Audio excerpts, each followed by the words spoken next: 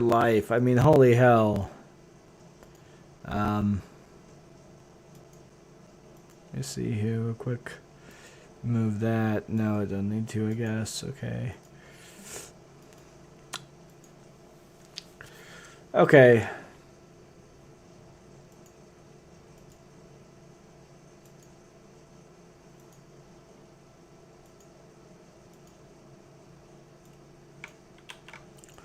Yeah, apologies everyone. My for whatever weird reason my thing decided to go ahead and go apeshit on me, so let me see about fixing that.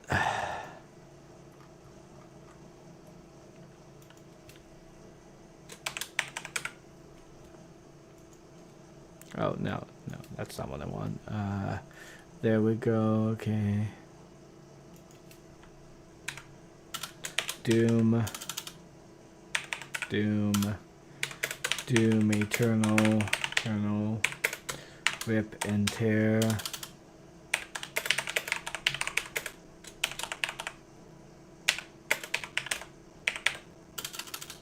Robin, celebration, stream. Okay, there we go. Alright, that was fucking weird, honestly. I've never experienced anything like that.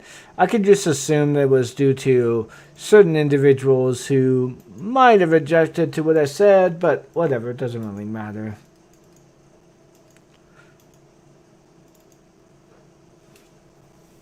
So, yeah, I'm gonna have to figure out a way how to fix that stuff.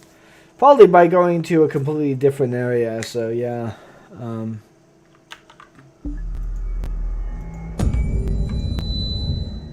Let's see here. Pause my stream for a little bit.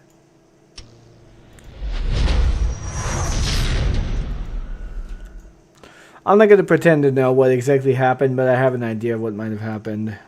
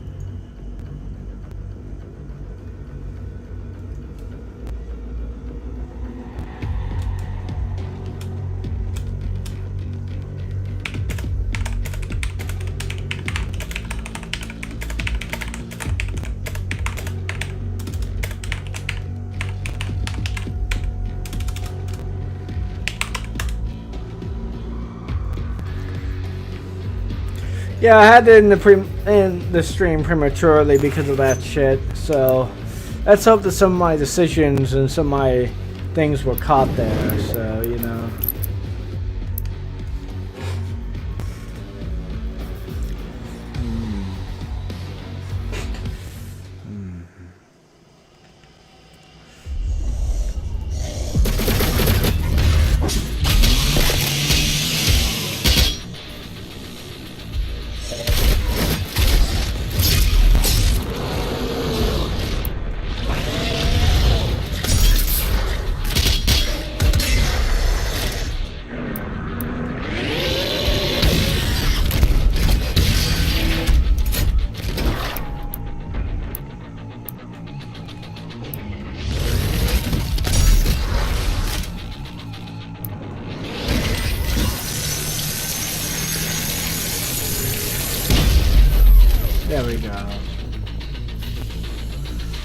preserve the pinkies. Okay. I'll probably go back and do a couple of those here and there, but beyond that, that's gonna be about it. So.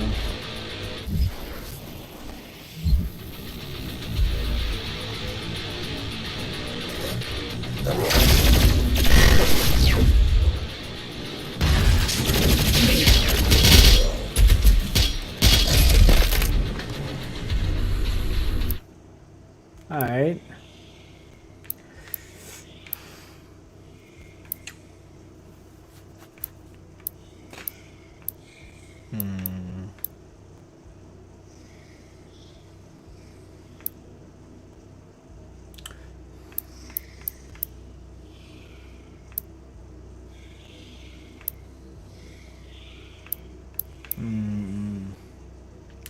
Let's go for this one.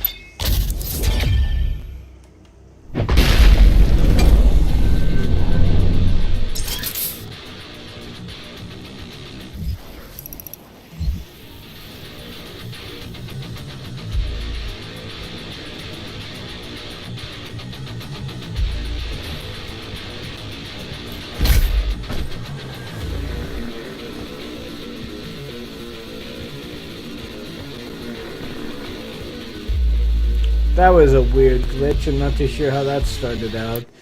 Anyways, let me see here.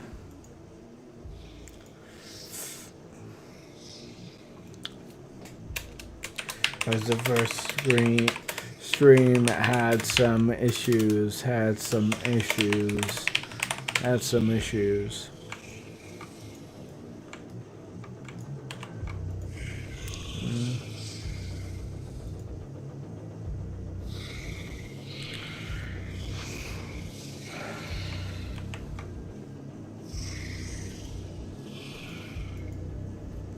Okay, there we go.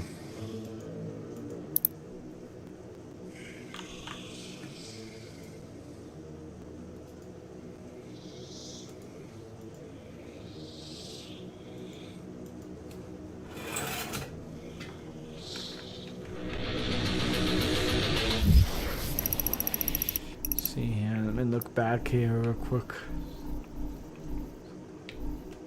Nope.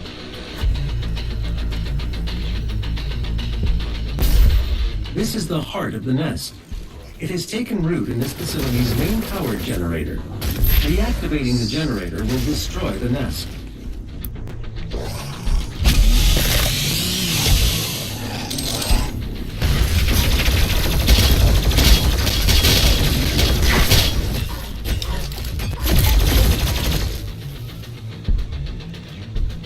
There we go. Hey, what's up? Sorry about that. Oh, never mind.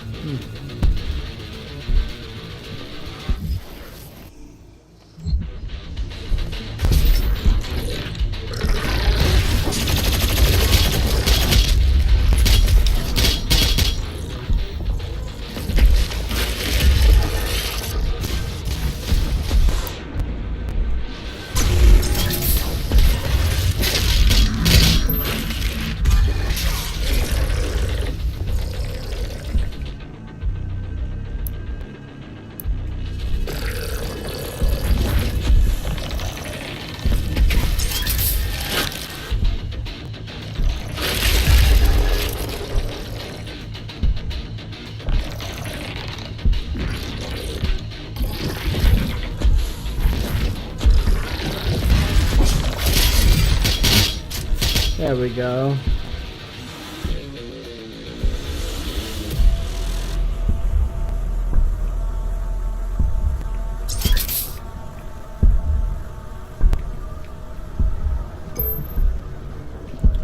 There's my chain gun, I guess. Matter of fact, let me make sure that my sound is coming through right. It's not crackly or anything like that.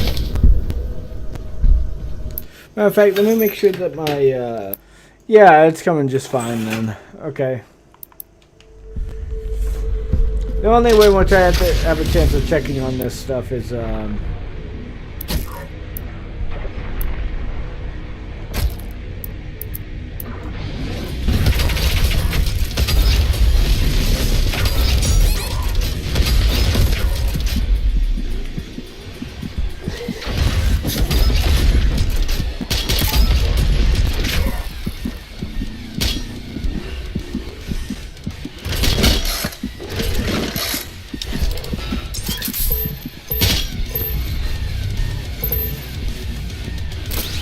that was interesting.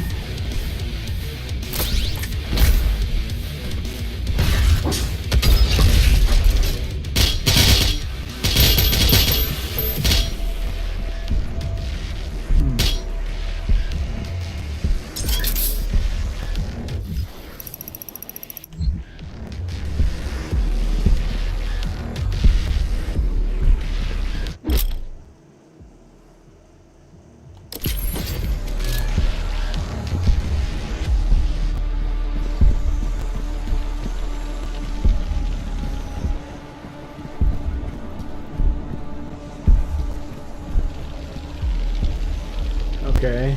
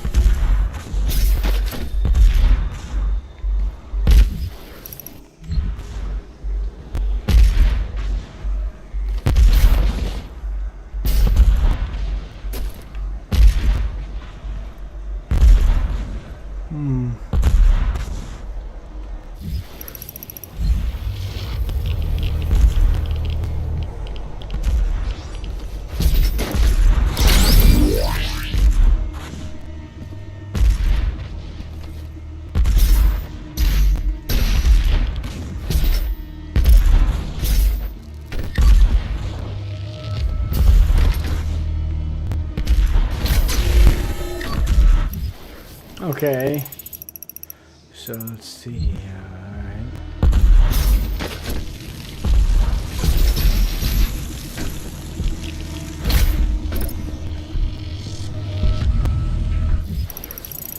Okay, there's some kind of entrance there on the other end. I gotta wonder what that's about then.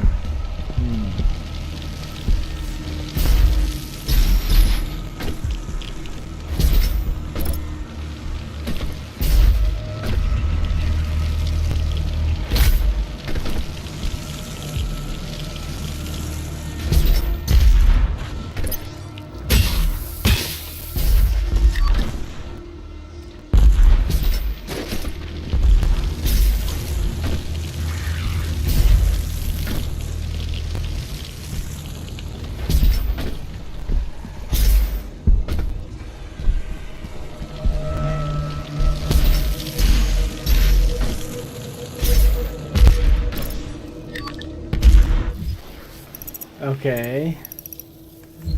So, let's see here.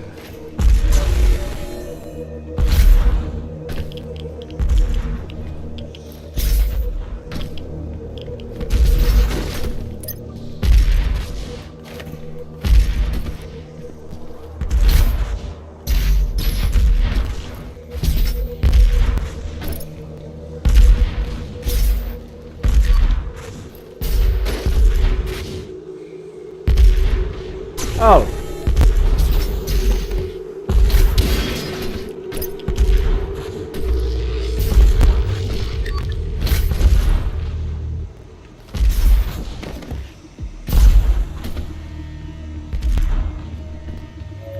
Don't be afraid. Once your soul has been consumed, your fear will cease to exist.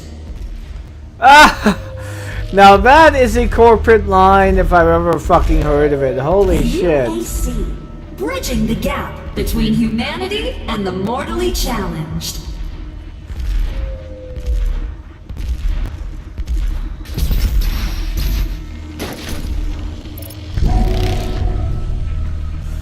Okay, now I know what that's about then.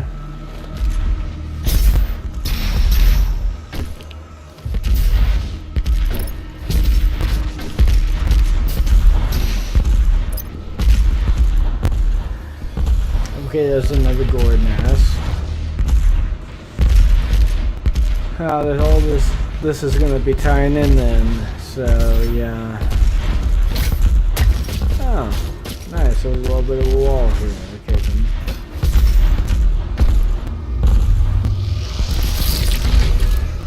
You now have access to the heart chamber.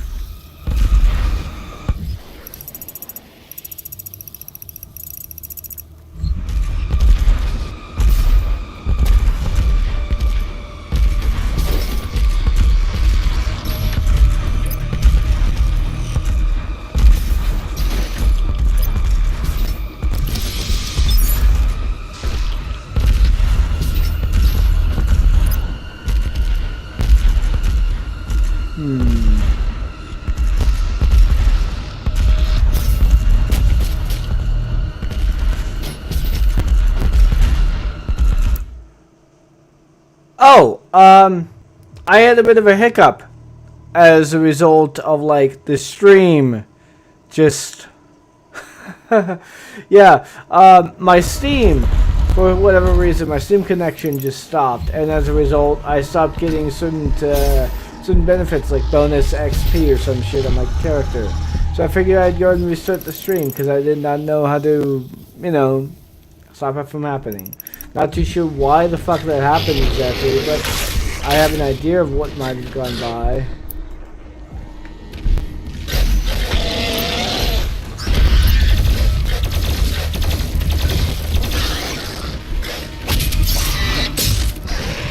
There we go. That's one. So, yeah. Let's see here. There's a thing. Ah, here we go.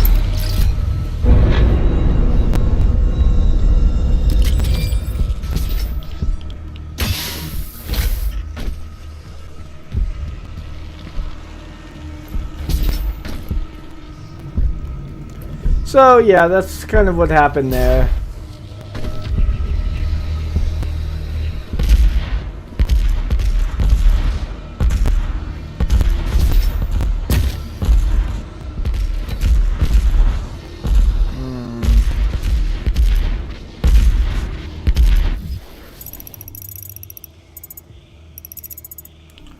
Let me make sure.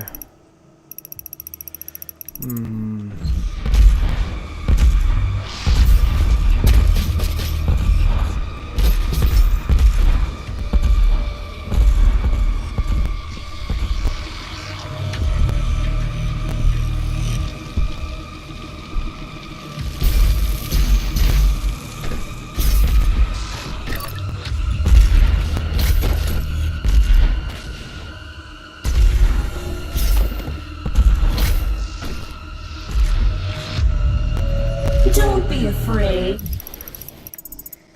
Once your soul has been consumed, your fear will cease to exist. By the way, that's a corporate line that I found very interesting, to say the very least. It is one of those lines that more or less kind of confirms some of what has been said with regards to the idea that this is like someone would have a parody on corporate notions of SJW adoption. You know, adopting something very sinister while at the very same time pretending it's like not that big of a deal. Very apropos, honestly. Although I do take issue with the idea that this is like a representation of the left, but whatever, you know.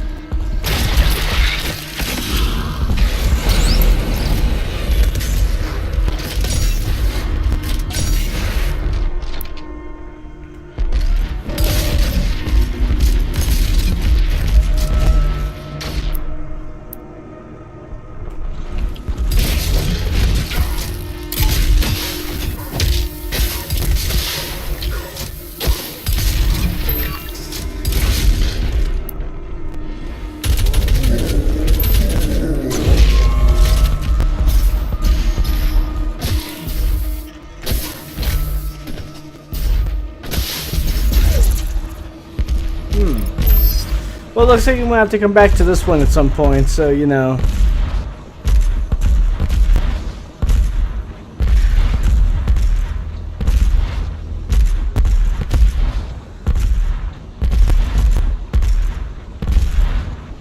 Ah, okay. I wasn't aware of that. Well, honestly, I'm not a speedrunner, so that doesn't really involve me. But if Doom Eternal designers are putting like speedrun designs and speedrun issues as a heart of their game, hey, more power to them. But I think it's a little bit fruitless to use speedrunners as an excuse to design their game the way in which they do. Primarily because speedrunners are fucking lazy as shit, you know? I mean, my understanding of speedrunning is that, hey, you do the game, you play the game, and you play as fast as you possibly can. You know, you go through all the levels, you go through everything you possibly can. You skip as much of the bullshit that you don't need to know. You don't need to know.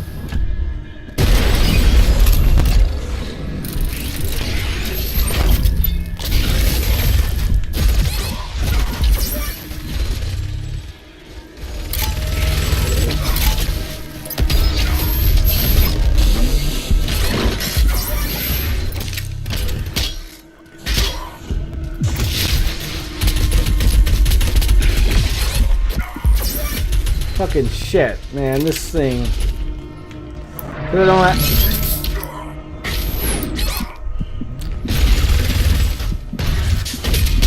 Because I have no real ammo to fight against this fucker. Holy shit.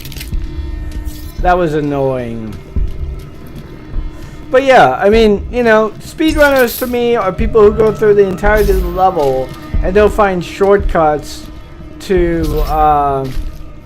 get to the end of the game. You know, they don't glitch the fucking game so that they can get to the end of it, because that's like glitch running. That we used to have a term for that. That was glitch running. Why the fuck would you refer to glitch running as speed running? I don't get it. Where did that term go for? Where did that term come? Where did that term go? Why aren't all these people called glitch runners like they should be? I don't know.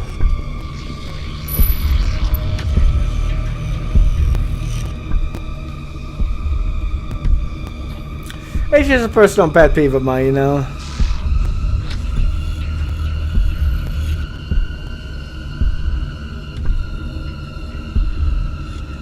Yeah, I know. I'm aware of that.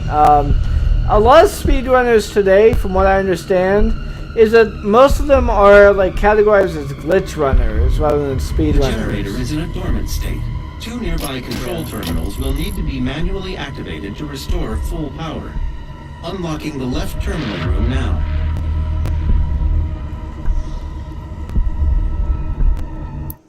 Oh man, huh. I'm needing to stretch again. I'm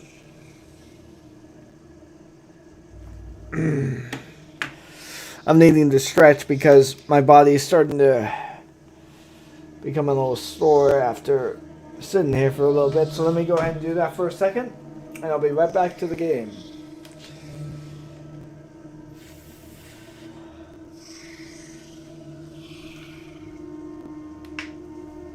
But, you know, in all honesty, that's basically what speedrunning used to be back in the day. It used to be about primarily, like if you don't own a copy of a 12-hour and beat it in a 3-minute a day, you get...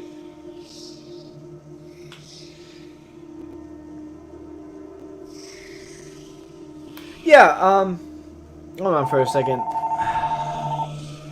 Unknown private number, I'm gonna ignore that.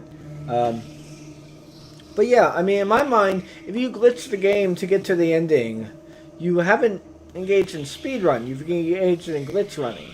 So, you know, speedrunners to me are people who play the game over and over and over again to such a degree in which they find the quickest possible route and the quickest possible access way to point A, to point B, to point D, to point E, to point M, in other words. And they do this primarily as a means of getting from each point in between to get to point A, to point D, to point E, to point M. They don't skip over C, B to get to D, and then don't skip over from F, what, from F, so E, F, G, H, I, K, that kind of stuff. They don't skip past those points.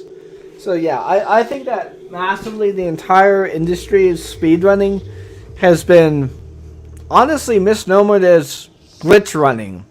But like they're taking glitch running and then they've taken it into speedrunning. Which it's like, if the greater cultural phenomenon of gaming wants to go and refer to that as speedrunning, whatever. They can do that. Doesn't bother me in the least because I'm not doing it. But I do kind of have an issue in that sense. One which, like, why the fuck would you refer to glitches as something to be done from speedrunning? So, The second control terminal still requires activation to destroy the nest. Yeah. I'm unable to open the door to the second terminal at this time. You'll need to find an alternate route.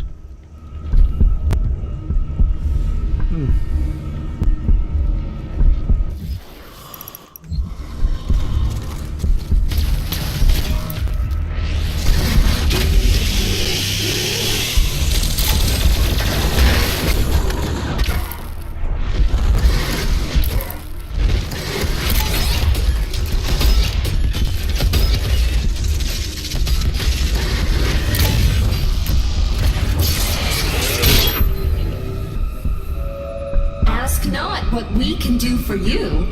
Ask what you can do for us. Ah, the old Kennedy quote.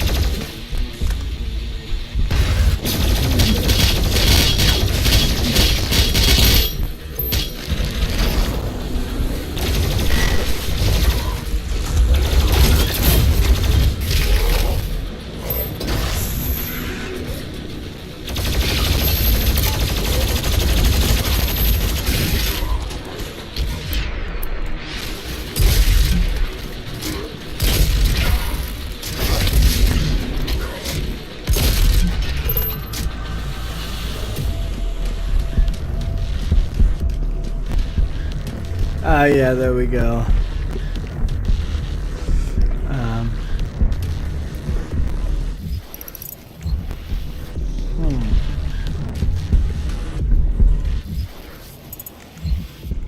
Okay, so there's a thing there. Then I get to it. So I gotta do something to open up the door then, I guess. Okay, it's locked. How do I open it up now?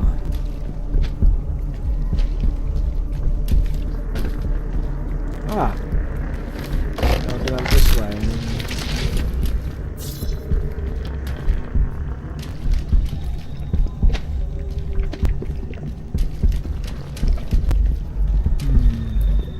Ah, here we go.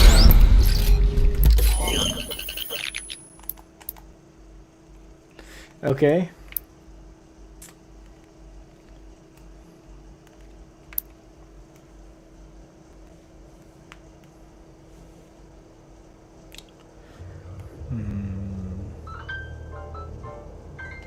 I'm probably gonna use this one.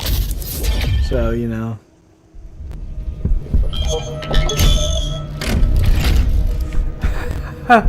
Well, I don't know. I mean, succubuses are a constant action, aren't they? Oh, damn. Honestly, out of all the ways to go, I think succubus is the most interesting. Probably the most ideal for men in terms of a stereotypical way. But it's not where I would want to go. I mean, I'm not too sure if I would want my, like, soul just outright eaten. So...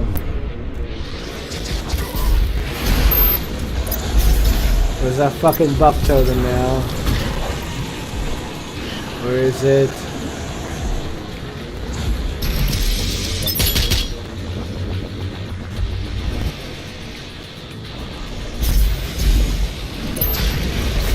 There we go.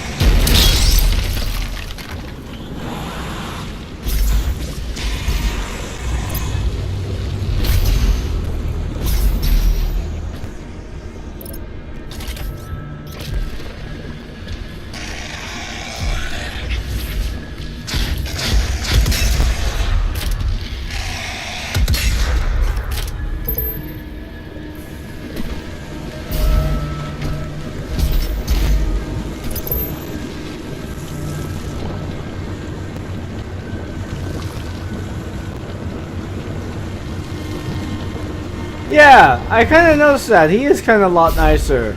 But then again, I don't know. Maybe it's because like the weapon modules gave him so much upgrades and he appreciated them after having his armor ripped away. He can kind of appreciate these guys, you know?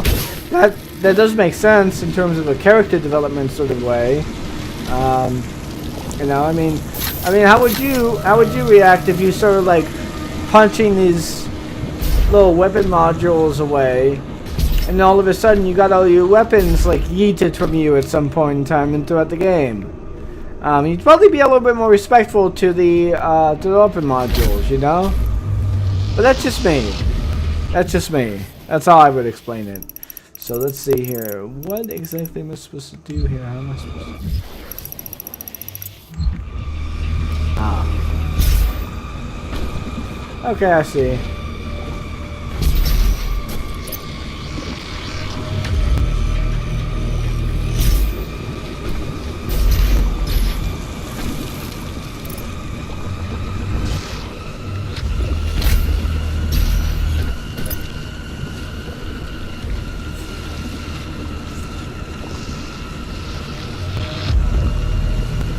Yeah, I've heard about that. I've heard that he actually talks in this game, so I'm looking forward to that.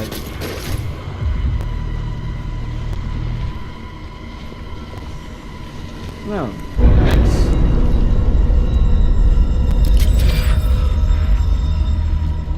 Predator point? Okay.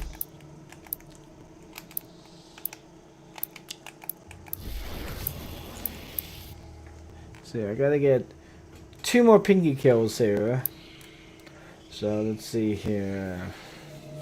Complete both secret encounters. I'm gonna have a hard time trying to do that. So let me go ahead and take a couple of more shots here real quick, because I feel myself sort of ebbing in terms of this. Because after all, this is a celebration stream. No. By the way, what are your takes on the Derek Chauvin case, Beaver? Since I have you here,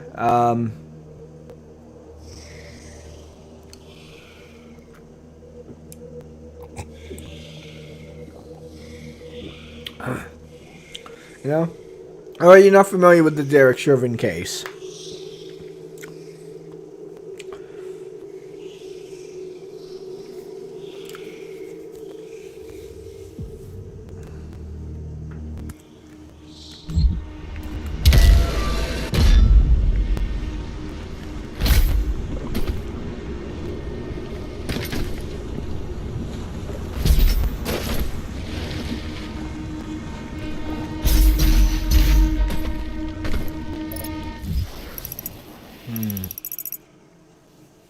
I only ask because this is a celebration stream of his, you know, and I'm getting drunk primarily to celebrate him, you know?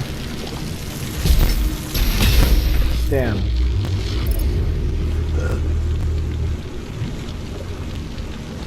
Okay. So this one is kind of faster than the others then. Okay, I didn't notice that.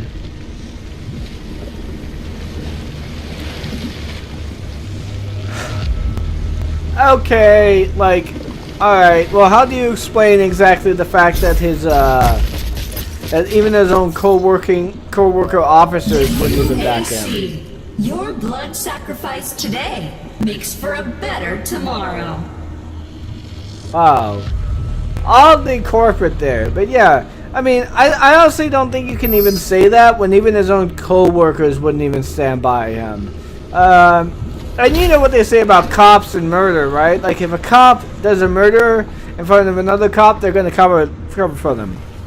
Now, what was the evidence that George Floyd died? Like, what are you going on about? Are you going on about the idea that he wasn't actually killed, that he's still alive? Or are you referring to something else, that he died of fentanyl and not because of the police? Wait. Oh, okay, yeah.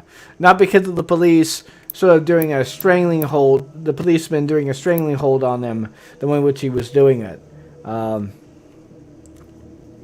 Because in my mind, the way in which that works is that even if you're old as fuck, even if you're like 90 years or 99 plus years old or whatever, and you hit someone and they die because of you hitting them, you don't get to then say that, well, the person was old, he was going to die anyway, even if something struck him lightly and whatnot. So can you really say you murdered him? And the answer to that is absolutely yes. Absolutely yes, you can. Because regardless of any preconditions of that person being old, guess what? It was your strike that killed them. So, yeah. Oh, okay. Well, unfortunately, I cannot condone any of that kind of conspiracism whatsoever. Like the idea that he's still alive and whatnot. Well, I don't know of his conviction or whatever. I don't know if he's like being excessively being put forth there. But 70 years sounds pretty reasonable in my mind. Really.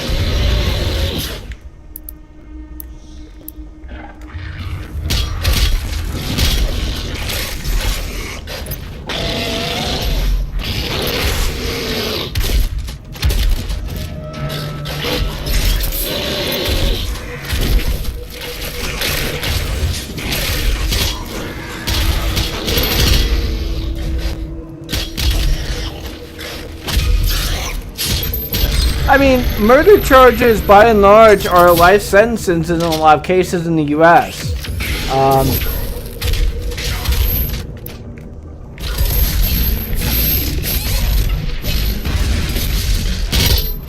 And honestly, like, a lot, like 70 years and no life sentence, that seems to be pretty easy in a lot of ways. Especially given how clear-cut it was. But let's go ahead and break this down here. You have second-degree murder, you have third-degree murder, and then you have manslaughter. Let's look at the, let's take a moment to look at the requisite and sentencing for these, shall we? And let's make it very clear here. Where was he tried at? Let's see here. Where was Derek Chauvin trial? Okay, so he was tried in Minneapolis. Let's look at Minneapolis laws then, shall we? Minneapolis laws, tried, sentencing regarding manslaughter. So the sentencing for manslaughter is 10 years in prison or a fine up $20,000. Now we don't have to deal with the fine because the judge denied any form of bail. So he can't get bail whatsoever. I think that is a bit excessive, honestly. So yeah, let's add the 10 years max, obviously. Let's go into this link real quick. Oh wow, it's directly referencing Derek Chauvin. Okay, so it's for manslaughter. Oh wait a second, this is second degree manslaughter. Okay, let's make it sure that we know what is this what Eric Chauvin was. Second degree. Let's see here, okay. Alright, let's go and go over this real quick. On Tuesday of all counts filed against him, okay. Okay, so he got second degree unintentional murder, third degree murder, and second degree manslaughter, okay. Okay, so we already know that second degree murder is pretty much unintentional to begin with, and third degree murder is pretty self-explanatory, second degree manslaughter. But anyways, so let's go ahead and go over sentence for second degree murder. It's manslaughter. Because Chauvin does not have a criminal record, and again, I'm not really searching specifically for Derek Chauvin. This is just what's coming up.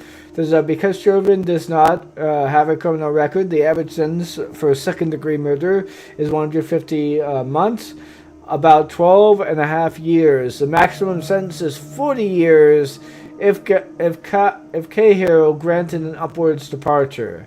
So we can go and say it's a maximum of 40 years. So let's see, a maximum of 10 plus 40, that's 50. Okay, let's look at third degree murder then. So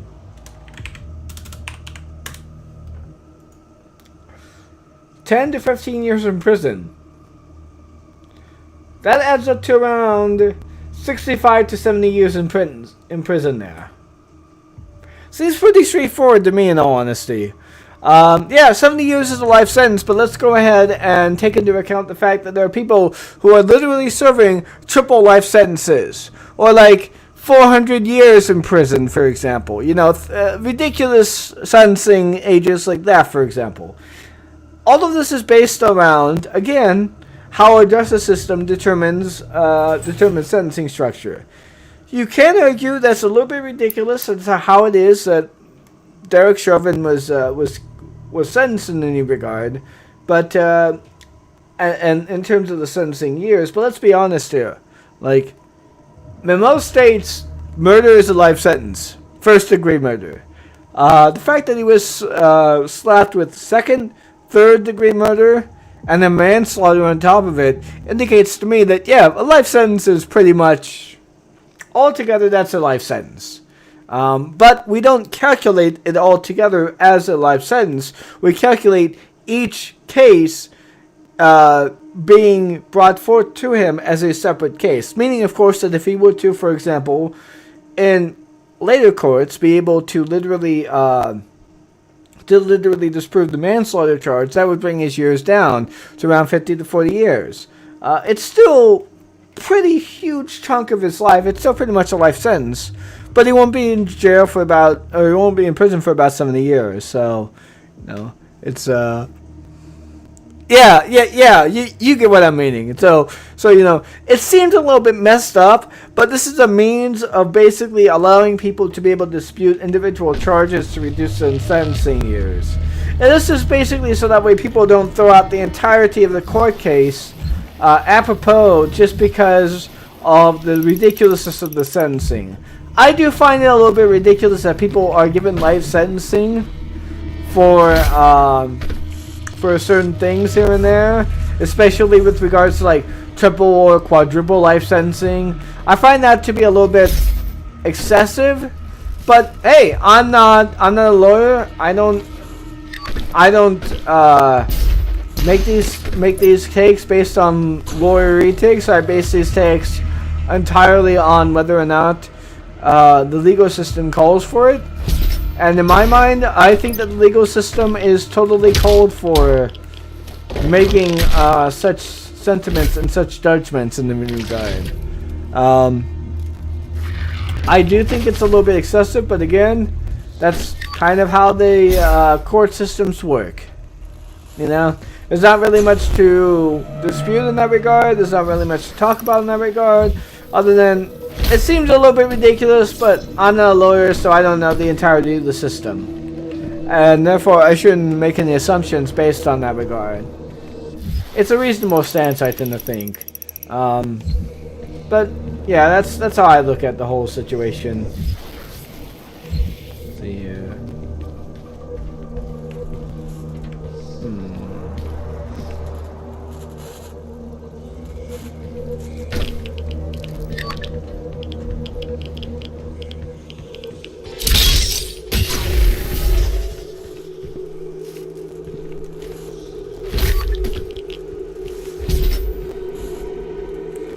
So,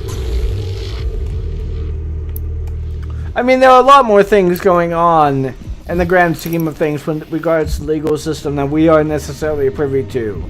And that's why it is that lawyers are, to some degree, important. I mean, they're scumbags, don't get me wrong. A lot of them are. But, you know, they have a job to do, and their job is hard in any particular case. And we should, at the very least, try to understand things based around... Okay, alright. Based around their understanding of how things are going. So... yeah.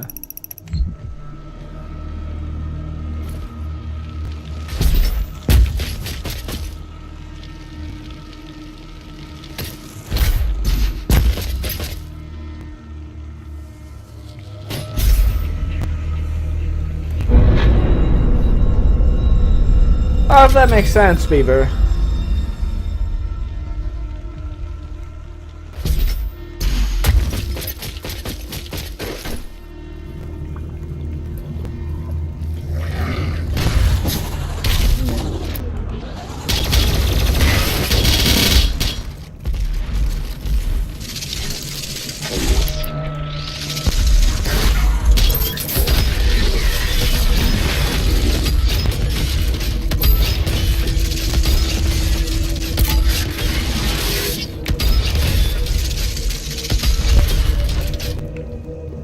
There we go.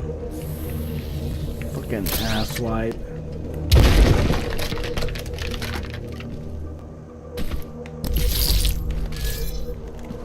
Blue gore key, okay. So I've got red, blue, and yellow now. That's good.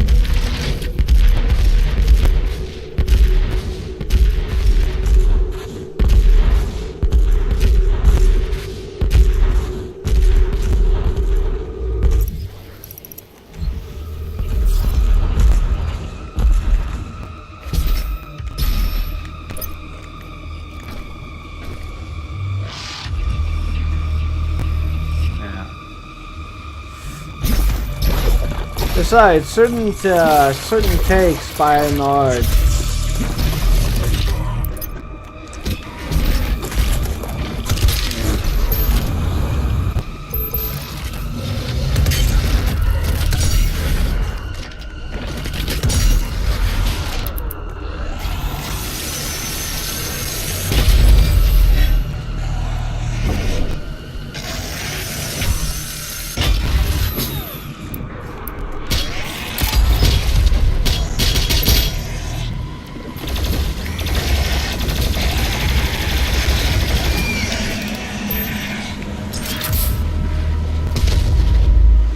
That's a new animation I hadn't seen before. Okay, that's nice. Oh.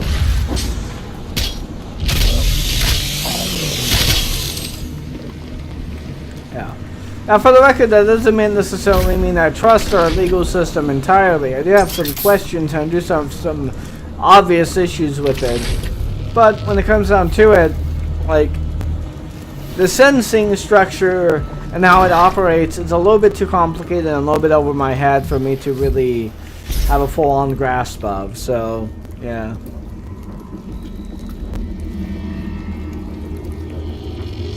Well, if I'm being perfectly honest, I don't really give a shit about what game journals say. In my mind, they are valuable only in the sense that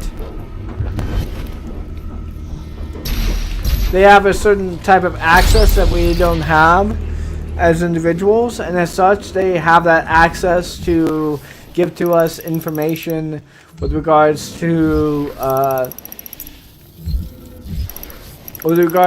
like what's happening within the industry. Now, as far as their clout when it comes to talking about things like issues of difficulty or things like, oh, this game is too difficult to you, difficulty acts as a gateway thing or whatever, as far as I'm concerned, fuck 'em. Don't really care. I mean, you know, I find it really hard to be able to get into Bloodborne because of how hard it is. But that's just because I haven't really bothered looking up any kind of information on the topic to alleviate any kind of stress or information I might have on the issue. Like what am I doing wrong exactly? I can look that up. What are the beginner tips? I can look that up. Games like Bloodborne and Dark Souls, for example, are hard specifically for the reason that they engender a certain community around you to allow you to be able to engage in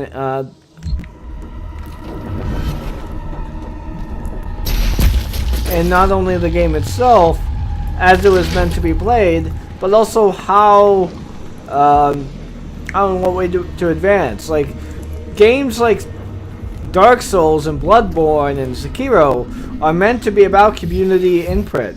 So when people complain about the level of difficulty, it just raises my head. Now, the one thing I will say that they have an issue, that I think most people probably have an issue with, is the fact that there's no pause button in this goddamn game. Oh, okay, so that's what kills them instantly. Okay, I wasn't aware of that. But, you know, there is no reason, for example, why it is that a Soulsborne game, any Soulsborne game, should not have a pause feature. I mean, that's just a sort of feature that I think is endemic to most people. Most people probably want to get up and take a piss in the middle of their gameplay. Some people want to go ahead and take a shit in the middle of their gameplay. Some people want to go ahead and when they're playing, pause the game, eat, browse online while they're eating, and then come back to the game. Having no pause feature for a Soulsborne game ruins that intermission, ruins that common point of play, and there's really no reason not to have it. I mean, what is the reason not to have a pause game, huh? Pause feature in a Soulsborne game. What possible reason could there possibly be?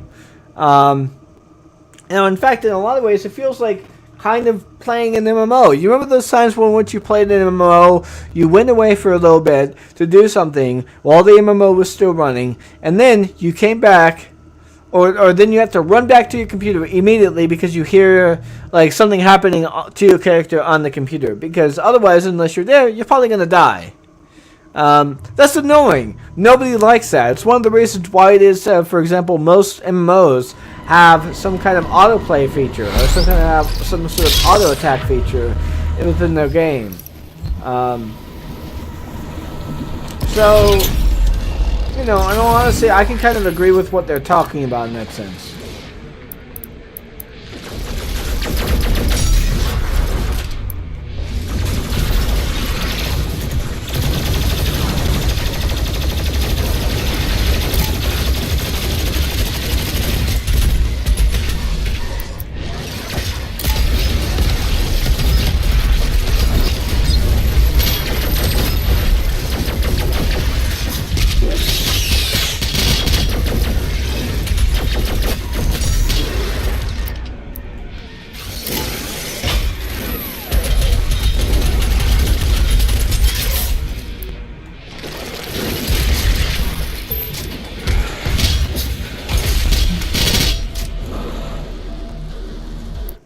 But anyways, what were you saying?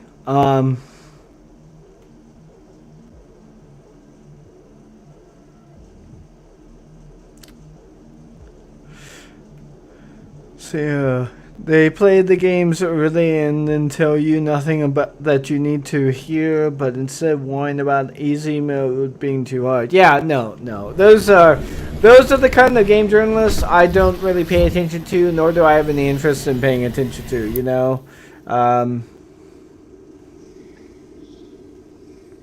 Well, yeah, I'm agreeing with you in that sense. Like, there is no reason to have a Soulsborne, an easy mode in a Soulsborne game because you have online combat, and not only that, the entire game is built around the prospect of learning the enemy moves, learning the enemy plays, figuring out how the enemy engages in certain things, and to add an easy mode to all of that would just dilute the game. Like for example, this game has an easy mode.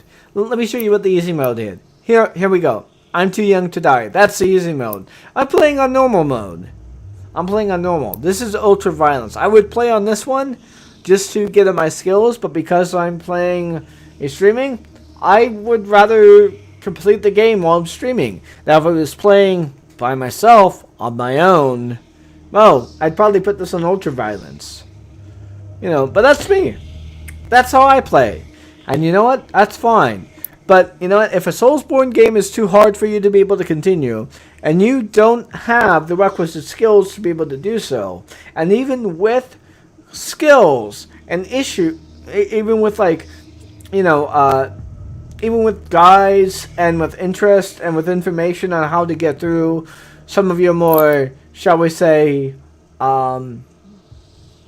difficult portions of the game. If you can't get through that, then maybe a Soulsborne isn't for you. Maybe a Soulsborne game just isn't something that you can do. And you know, there's no problem in admitting that. There's no issue in admitting that a game is too hard for you to be able to play. I mean, sure, it sucks that you probably put some money down on the game itself, and now you have money to put down on a game that you can't exactly beat and that you're not exactly enjoying.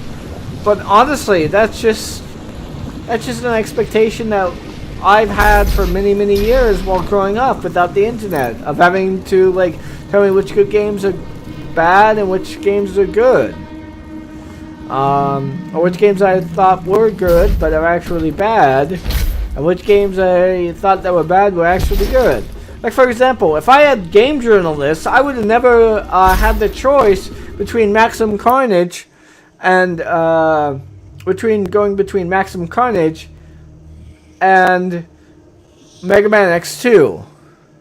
That was a memory, for the record, that I had a long time. I was actually in Toys R Us in the gaming aisle, going over both games, going over both features, figuring out which game I actually wanted, and I figured out that was going to be Ultimate Carnage 2 for the Super Nintendo. And the reason why I chose that was because the game advertised it as being for 2 players. Come to find out, when I brought it home, that was a lie. There was no 2-player co-op. There was none. Zero. None whatsoever. I'm actually kind of upset the fact that the Angry Video Game Nerd did not even bring that up.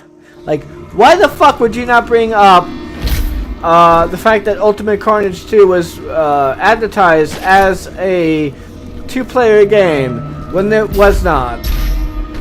I mean, you should bring that up, honestly. Oh, that would be the perfect opportunity to do so, but he didn't. Now, do I blame Angry Video Game Nerd for that? No, probably not, because that was probably an experience that he didn't have, and he might not have even known about that.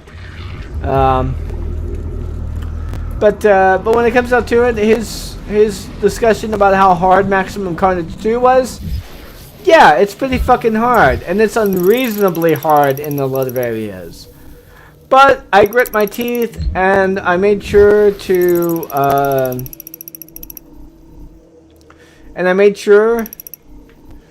go through that line as much as I possibly can. And I got pretty far. I never beat the game. I never could beat the game. I never did try cheats, but I got pretty fucking far.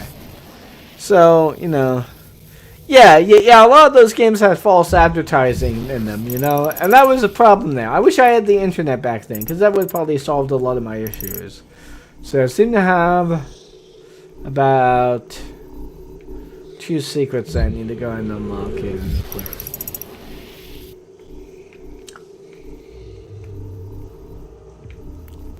Let me go ahead and try to go over there real quick.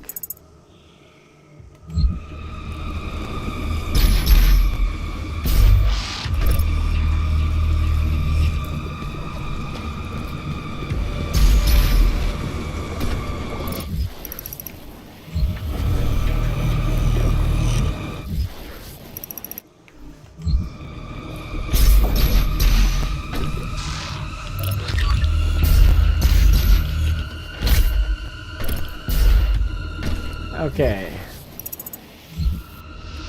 Okay, so there's an entrance right up there then.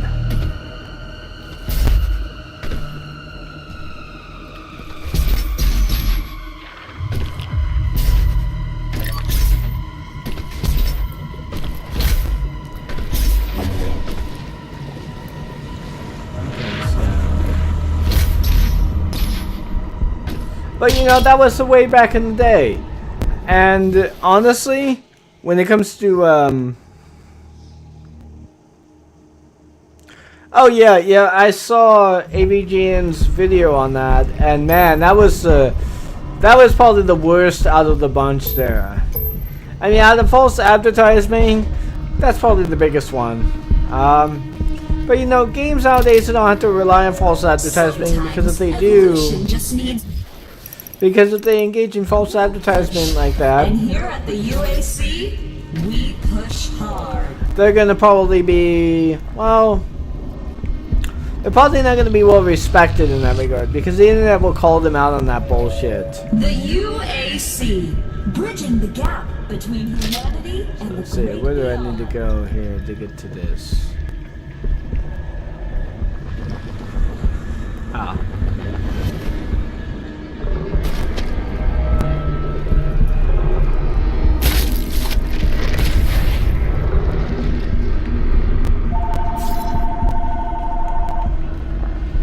Keys now. Oh. Private number again. Oh, actually, let me go and change my phone out here real quick. Because, the bar is getting a little bit low. I use a home phone for the record for most of my calls.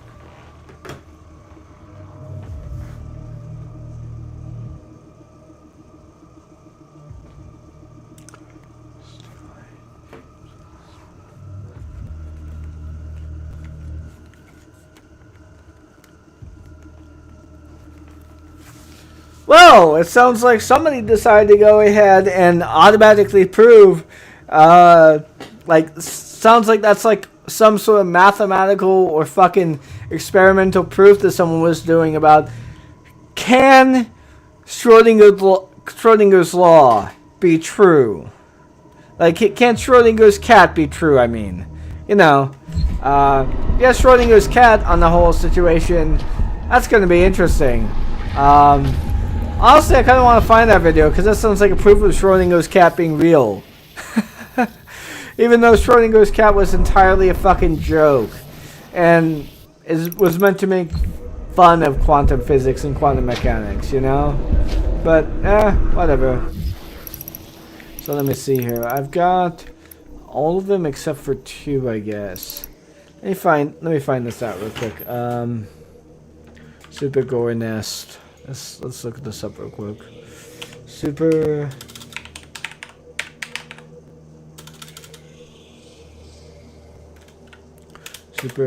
Gore Nest.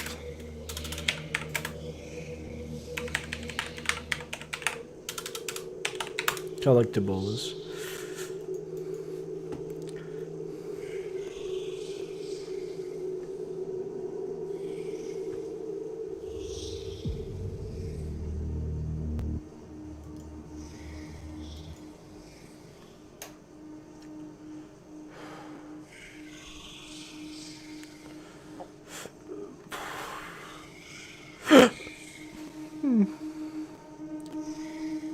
You know what? I might as well just go ahead and go through this in the old, and I don't know, the playthrough, because I usually play through these things 2 times.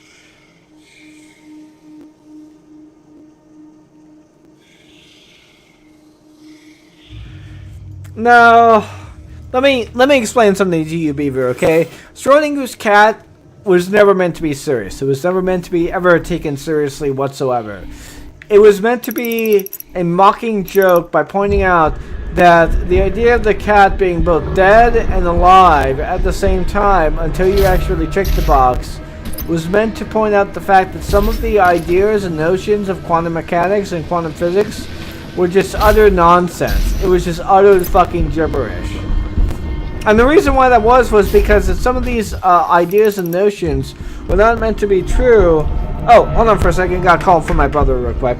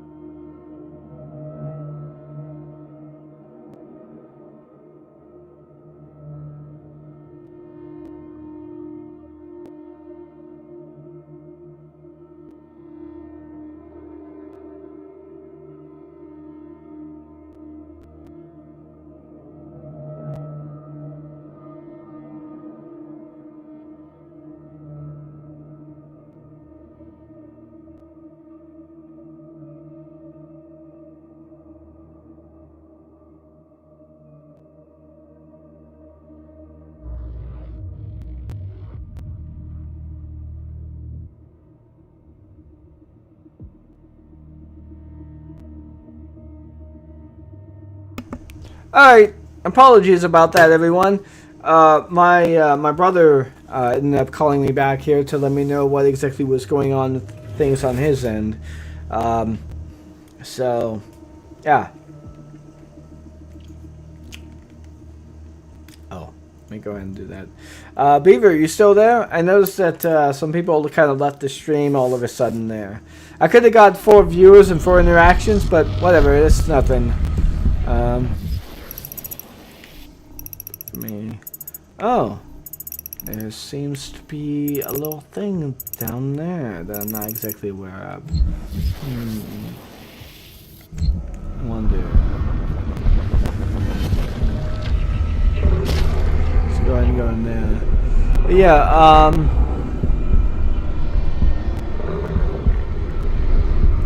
to be honest, I hate philosophers always trying to be deep, meaning in literally everything. It's just fucking slice of bread, not the secrets of the universe.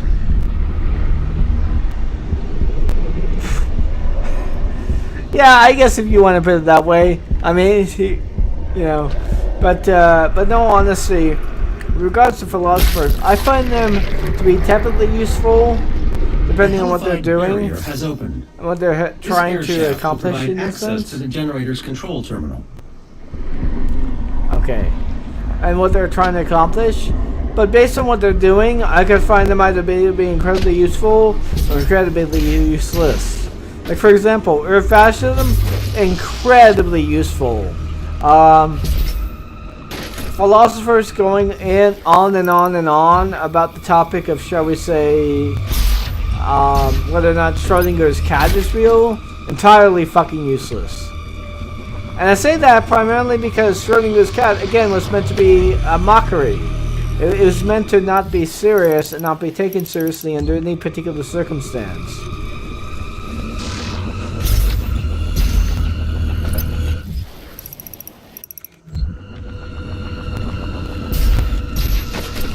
So to take something like Schrodinger's cat as seriously is kind of a violation of what it was meant to be to begin with.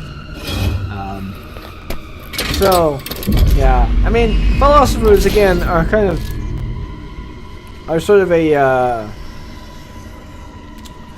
or sort of take what you will basis on them. Or mine. Well, that's just me.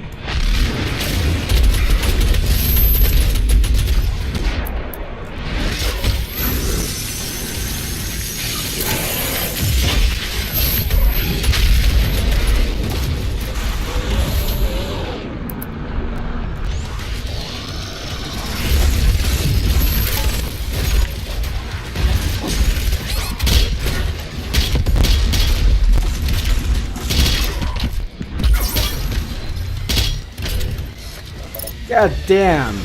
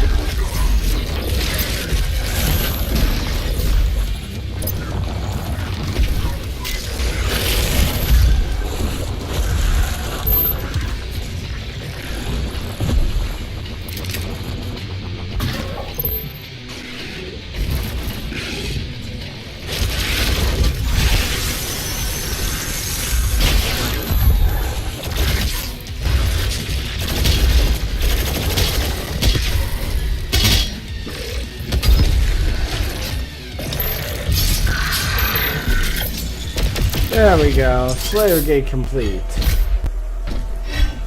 Alrighty then.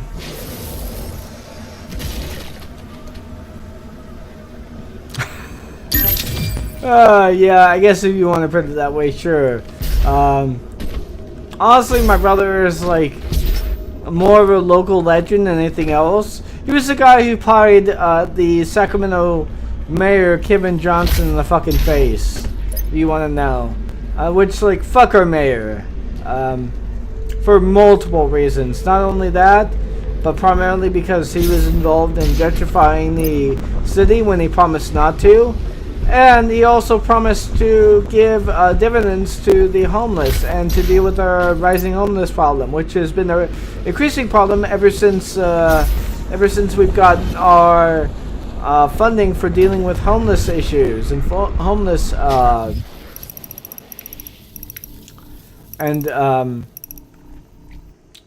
and sort of homeless. There. Okay, that's what that is. And the sort of homeless issues that we are endemic towards here in Sacramento. In fact, you might not be aware of this, but homelessness in Sacramento didn't used to be a thing the way much it is right now. And the reason why that is because we used to have homeless shelters and homeless programs that would help give the homeless jobs. In fact, if you were homeless in California, Sacramento was the place to go to. Because we believed in literally not only having it so that way the homeless would have a job here, but would also have a means of becoming stable, whereas before they did not. And Kevin Johnson promised to be able to fix all of that. But he did not. Not only did he not, but he fucked us over in such a major degree, in which dealing with the homeless nowadays has become more and more of an issue of trying to criminalize the homeless. Which, like, fuck him for that, you know? So, yeah, I mean, if you're promising to fix the homeless problem and you make it worse, and the only reason why you make it worse is because you're servicing corporate agendas and corporate interests, then not only do you not deserve any of that clout, but you also deserve to get pied in the fucking face as far as I'm concerned. So, yeah. Ooh, nice. There we go. Soldier shield. Okay. So, yeah. But the thing is that my brother was actively sued by the U.S. by the mayor, but none of that has really gone through, and he hasn't really had a reliable case to be able to make his case. Meaning that he's been constantly and consistently trying to drag it out all over the place. When my brother has like lawyers that are willing to do this because they hate fucking Kevin Johnson and willing to take it on take the entire case on apropos, meaning that they wouldn't be paid until the case is done. So yeah, I mean,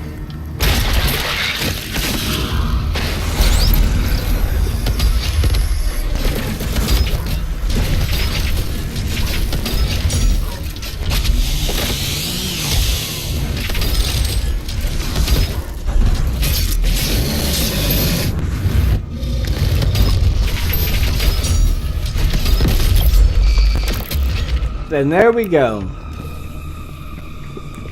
So yeah, that's the basic story of what's going on with my brother right now. See, I think I've gotten all of them, with the exception of that one over there. Let me see what's up with that one real quick.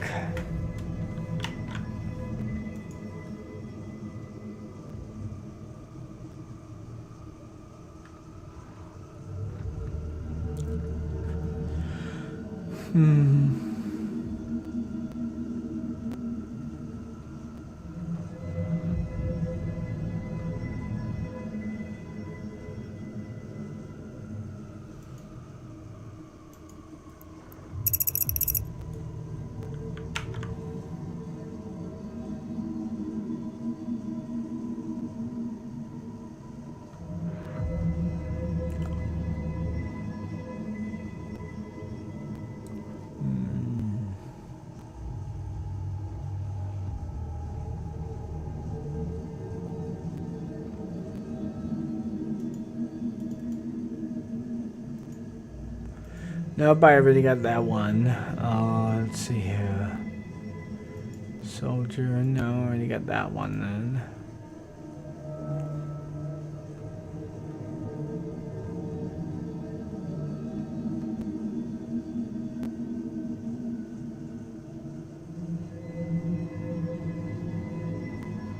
Okay, no, that's not it. Okay, no.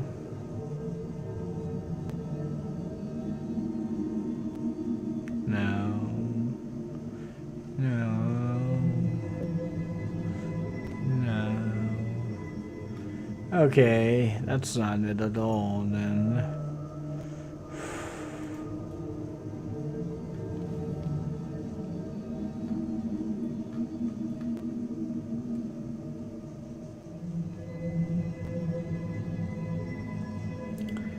There is one thing that I'm not seeing here, and I'm guessing it's the musical thing here. Hold on. Second music disc. So let's see. Super Gore Nest. Music disc. Okay. So it's the second music disc then.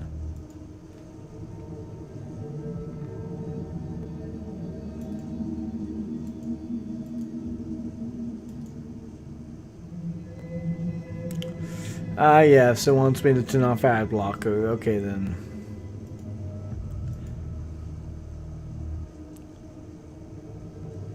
Alrighty.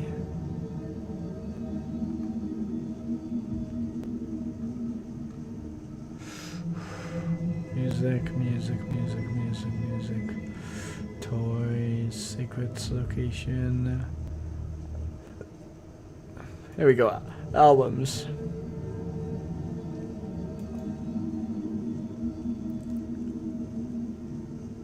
Okay, there we go. Alright. Okay, I see how it's going then. Okay, I see. I know where to go now.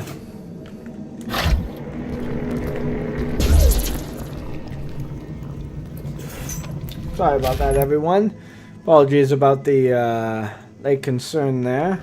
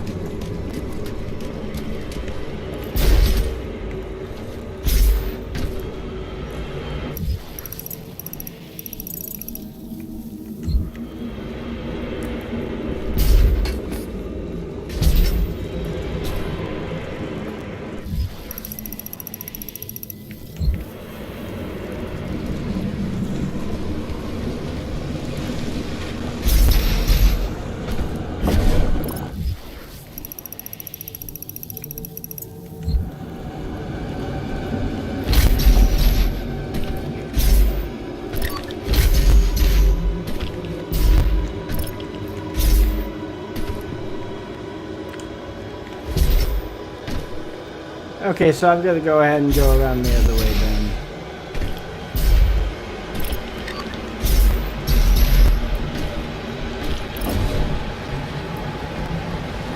So, you know. No, the stream didn't just end. I guess something must have happened on your end, but whatever. I'm gonna go back for the last secret here, just to make sure I've got it. Don't forget the UAC Mortally Challenged Appreciation Parade today at 0900 hours.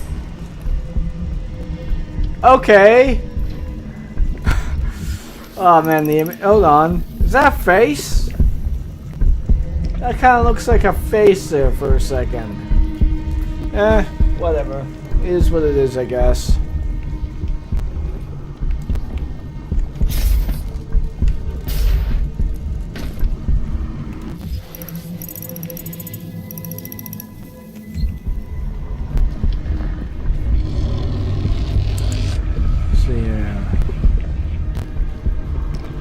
I'm not too sure how it is I'm supposed to get back to the place where I was beforehand. So, I'm going to be wandering around here for a little while if you don't mind me.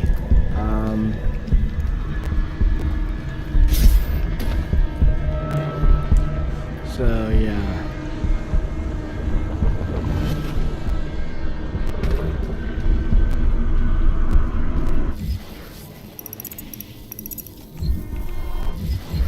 Because I know for a fact that the next one is going to have...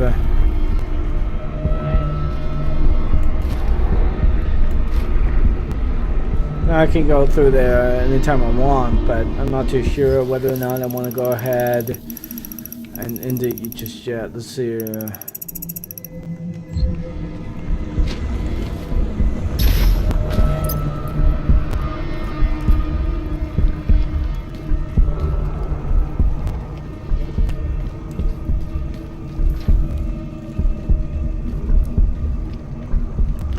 Where was I supposed to go in here now? Huh. There really isn't anywhere for me to go.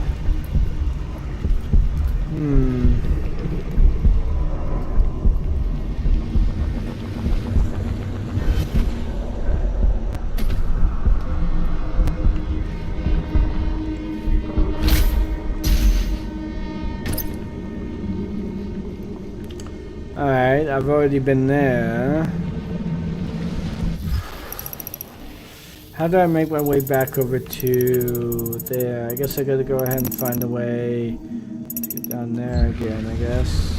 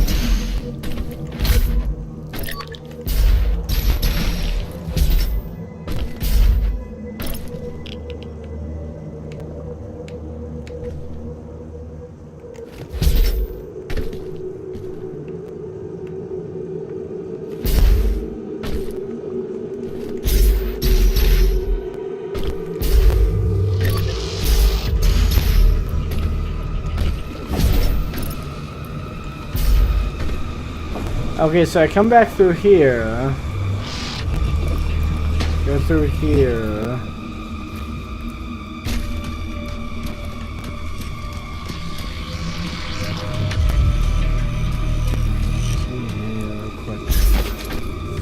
And then I go through here.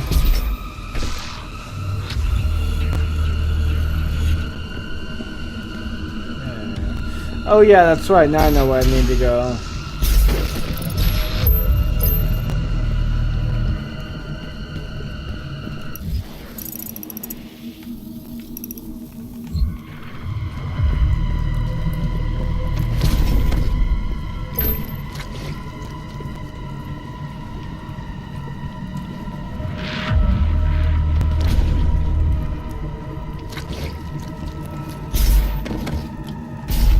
There we go. That's where I needed to go now. Let's see, I should be able to make my way over to where I need to go if I go into here.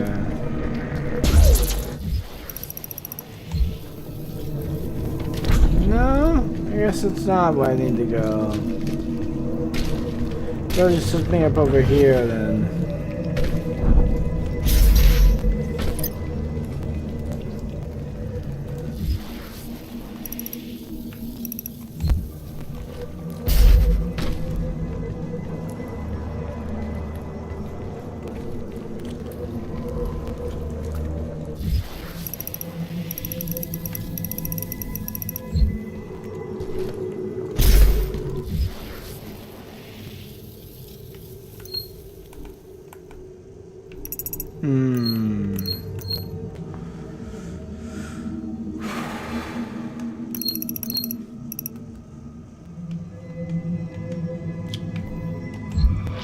Fuck it, I'm just gonna go ahead and continue on the way once I do until I unlock the quick travel.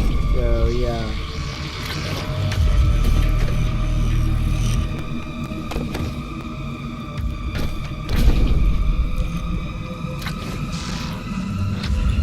So yeah, I'm just gonna go ahead and do the quick travel then.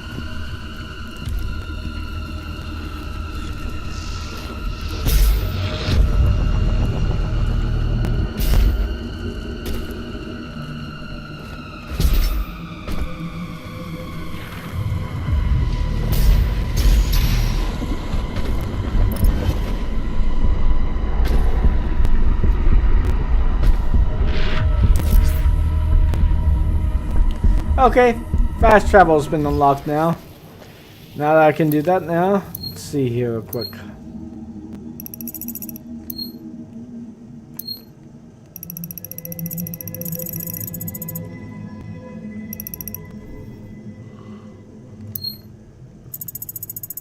Okay, there's that.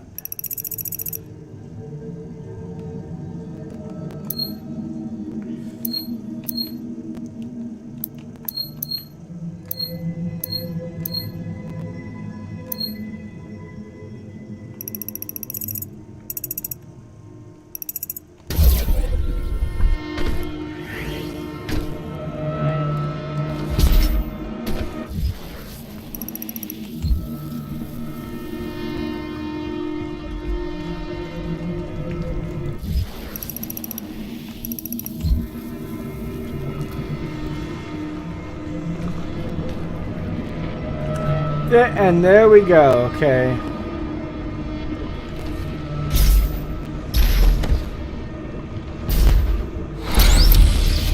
Finally! Fucking hell. It took me forever to find out that one. Okay. Now that we've got every single...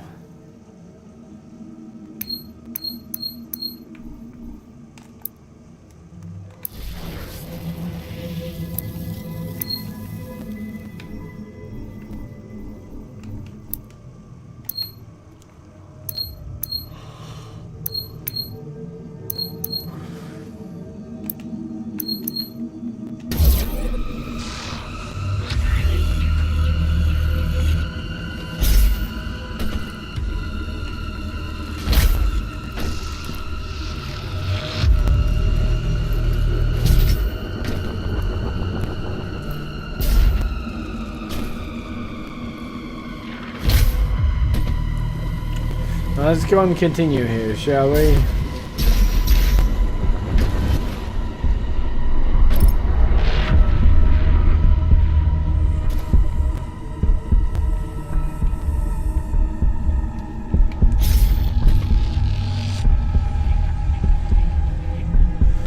Alright.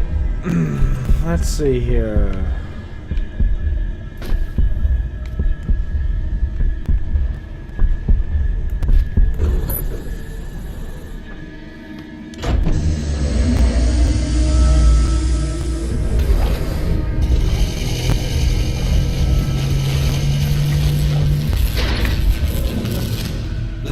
Is now at full power.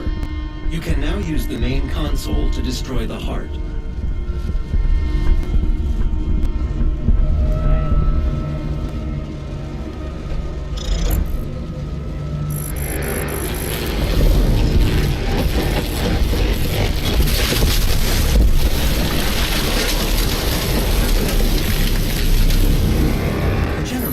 overloading.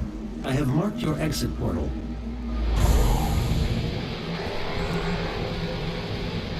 Warning, main generator overload. I repeat, main generator overload. Please proceed to the nearest emergency exit.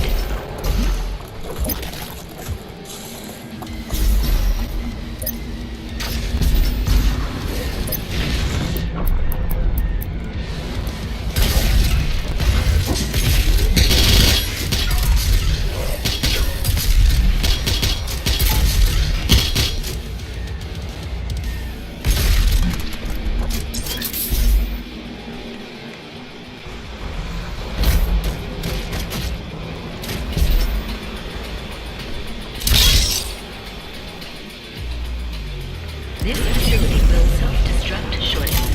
Please save your work and walk calmly to the nearest exit.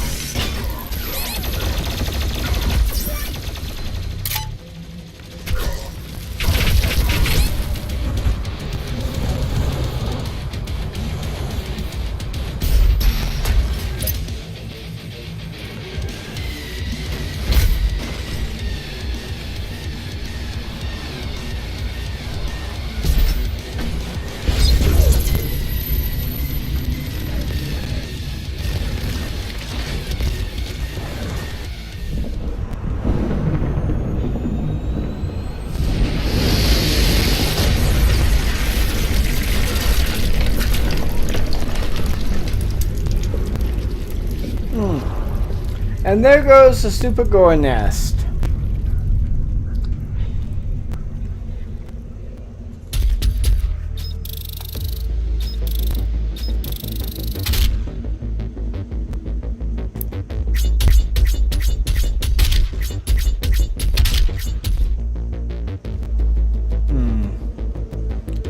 I guess I didn't quite get all the secret combat encounters, so I'm gonna have to come back.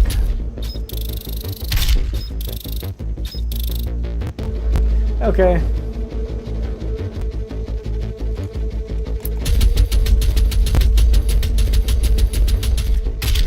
Got every secret, so that's good.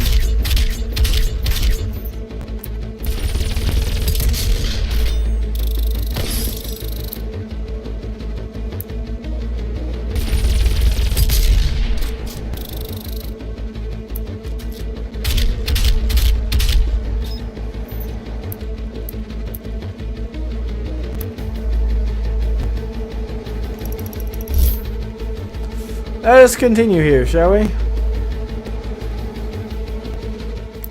And let's do couple of shots here for celebration, because, you know, Derek Chauvin has finally been, George Floyd, I should say, rather, has finally had justice in some sense. Obviously, there's no justice for the dead, as most of the shit is for the living, but, hell, let's take 2 shots to commemorate here, shall we?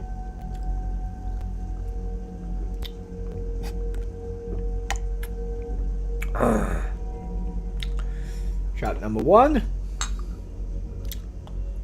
and shot number 2.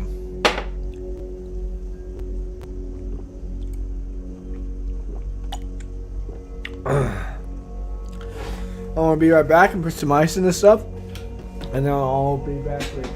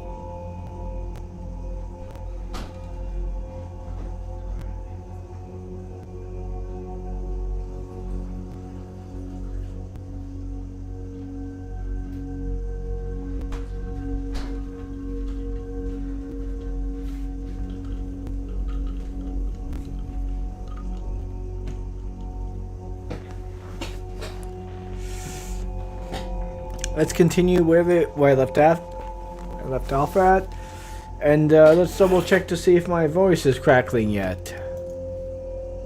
Where I left off at, and okay, it looks like my voice is not crackling at all whatsoever. That's good to know.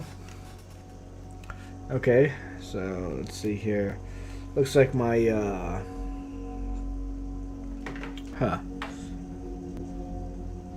looks like my cords are starting to become tangled up here. I gotta go ahead and do that sometime. Deal with that sometime, but let's see what we can. The final Hell Priest location remains unknown. The demonic consumption of Earth will not be stopped until the last priest and his guardian are destroyed. We will require assistance in order to locate the final Hell Priest. I believe Dr. Hayden can help us with our search. I will calibrate the portal to the Ark's command station. Ooh, Dr. Hayden. So, he was an individual that, for all intents and purposes, literally ended up fucking us over in a major degree beforehand. So,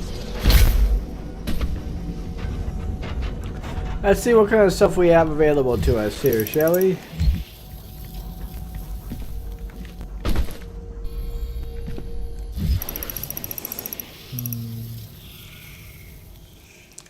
See your weapon stuff.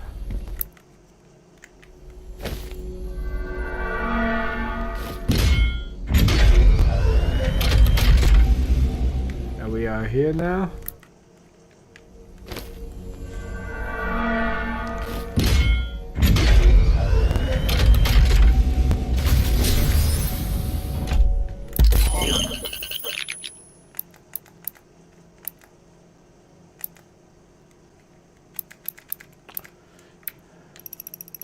Let's go with micro missiles here. See what we've got.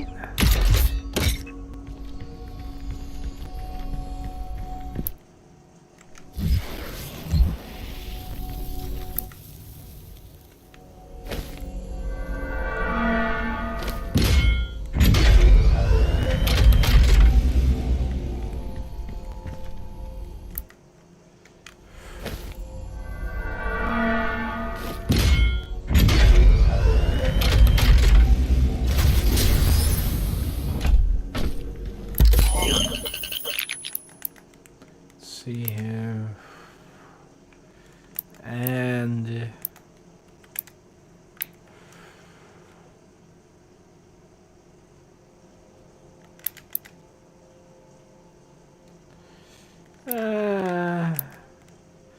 I'm gonna go and go for an energy shield for the right now at the moment, because I'm pretty sure the rest are gonna be no problem whatsoever. So yeah. So got 5, huh? Okay. 6 Praetor tokens. Put them in here.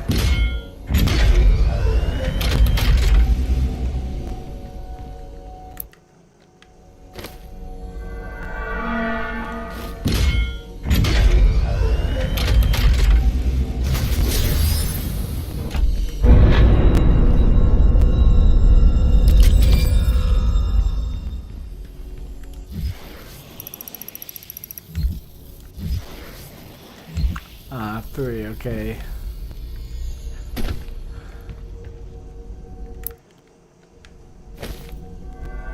Let me go and get a Sentinel Crystal here instead.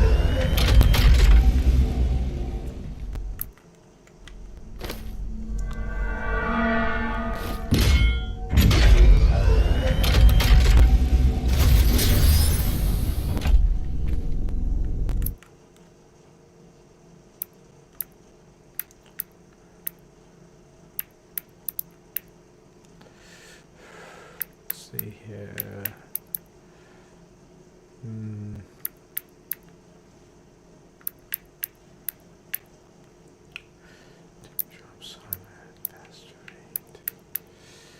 Let me see here. I want to go and go for some ammo. So let's see here. Let's go with this one.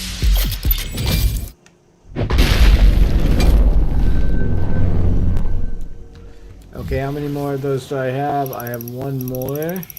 So let me go ahead and get the second one then from...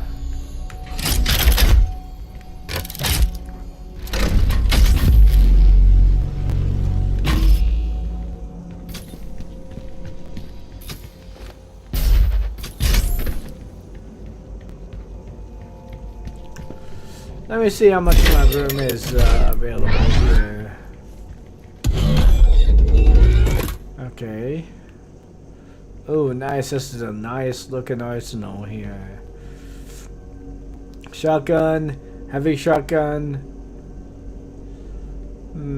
Honestly, I would have organized them like this. Shotgun, heavy rifle, machine gun, rocket launcher up at the top. Yeah, but hey, it is what it is, I guess. Prioritizes what's most important to him, I guess, suppose. So, yeah.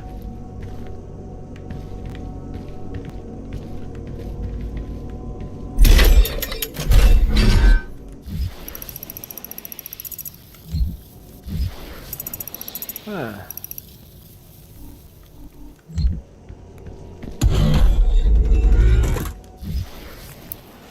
Alright, let me go ahead and go through my arsenal real quick and apply some of this shit. So, let's see here.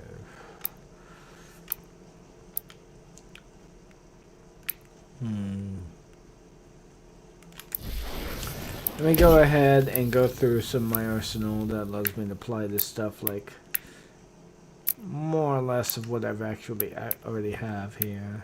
So, let's see, sticky bomb. Okay.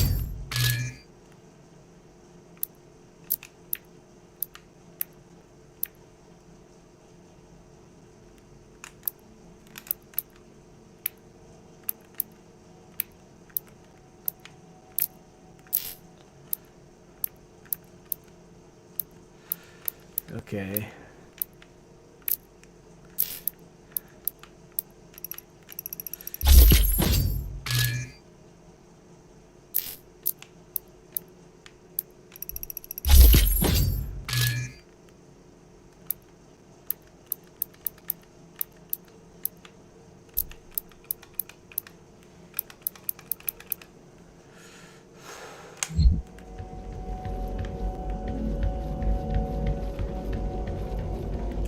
Okay, so I've got to go ahead and go through there then. That leaves me plenty of time to be able to go ahead and go through the other mission, last mission I just went through again. Just so that way I can go ahead and get the,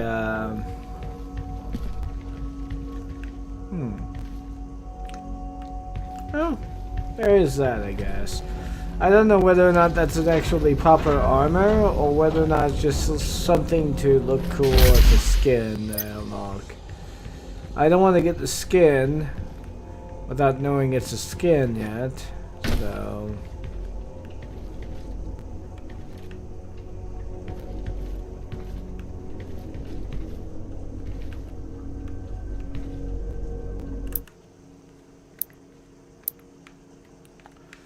Alright, call to space, okay.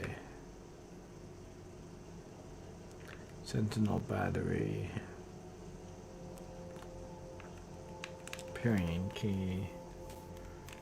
Okay.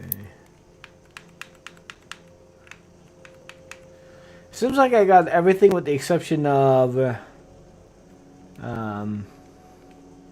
completing both secret encounters, so... Oh. Oh, hold on.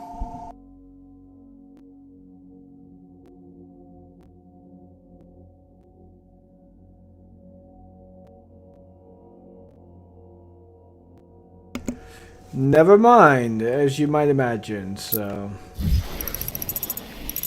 yeah, let's see. Oh, Ark. This is the Resistance Network. In an unbelievable turn of events, the Supergore nest has been destroyed.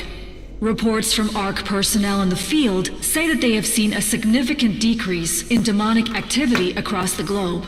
Many believe this is proof that the Doomslayer himself has in fact joined the resistance effort and has successfully eliminated key figures within the ranks of the challenged. Operatives working inside the UAC cultist organization claim that the leader of that division, Priest Dayag Ranok, was in fact removed from his office recently by the Slayer himself. As key leadership within the Mortally Challenge continue to fall, we are seeing a decreased threat from the demons on all fronts. This has given the Resistance a key advantage in the war for Earth. The UAC continues to deny any knowledge of his existence. As surviving members of the ARC network, it is the belief of this station that these reports are in fact true. We believe the Slayer has joined us in the battle against the demons. To anyone still listening to this broadcast, know that there is hope, and he is out there. Well, that is interesting. That's an interesting means of interpreting things, I suppose. Let's see here.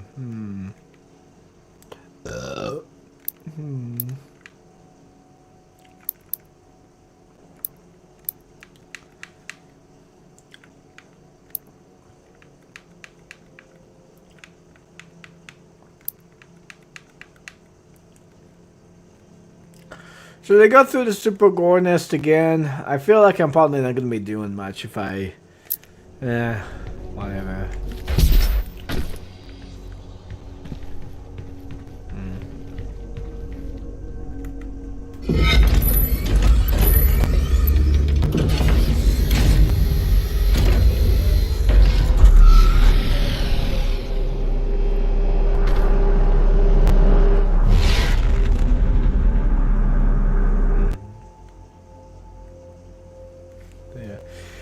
Having destroyed the Super Gore Nest, the hunt for the remaining Hell Priest continues, unable to identify his position due to the Khan Maker's interference.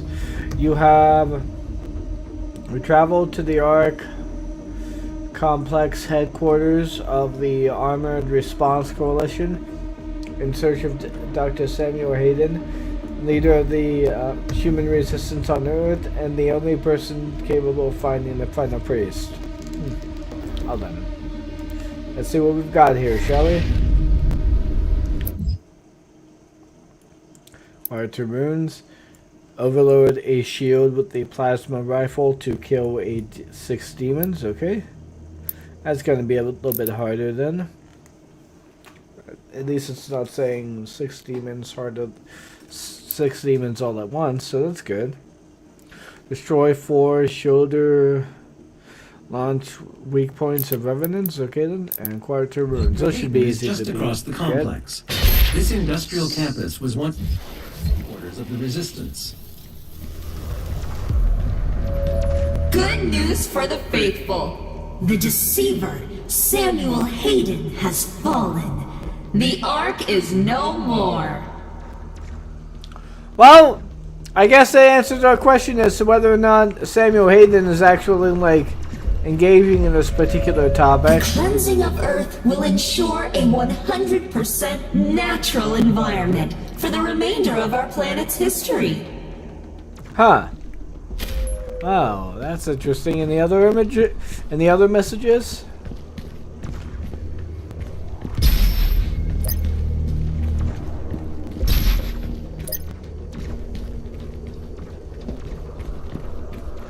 No? No more messages? Okay.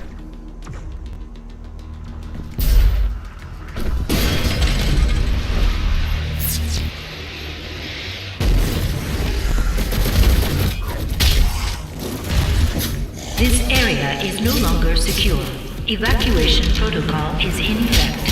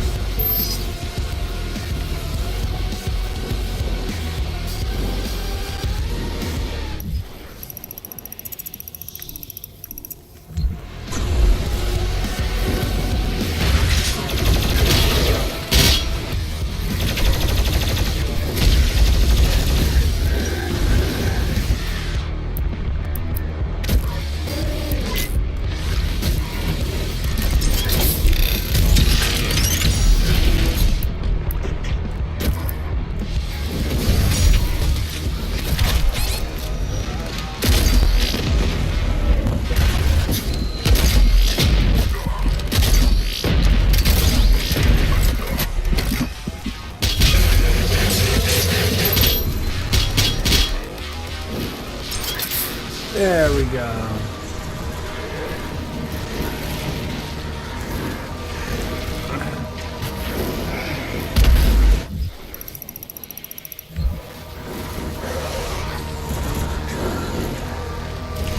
Okay.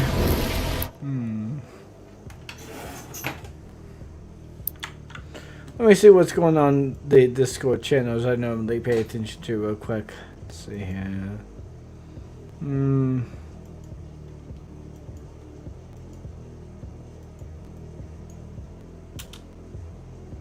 me go ahead and delete that then.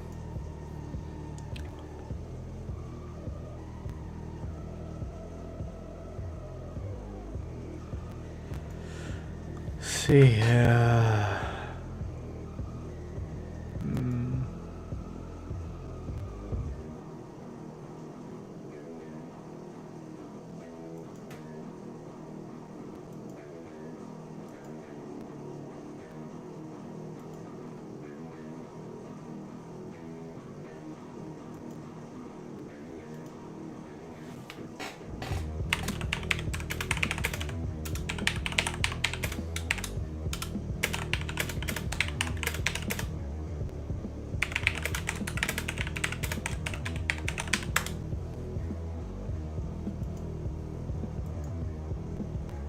Alright, sorry about that. I was just confirming something for some other people on the Discord server I was part of. So, you know.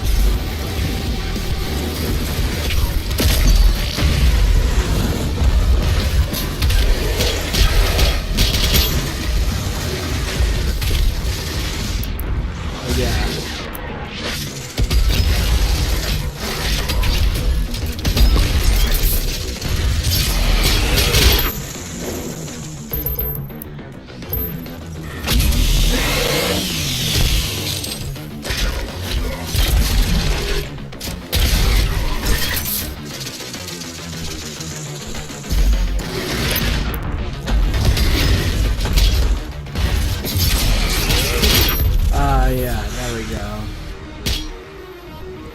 Okay, this thing is getting more and more hectic as time goes by. I'm glad I actually decided to go ahead and go with normal difficulty rather than hurt me plenty, because otherwise I probably wouldn't have survived. Warning, the ARC's headquarters is under attack. Embrace your suffering, young advocates. Beyond the pain, there is enlightenment. Wait, what?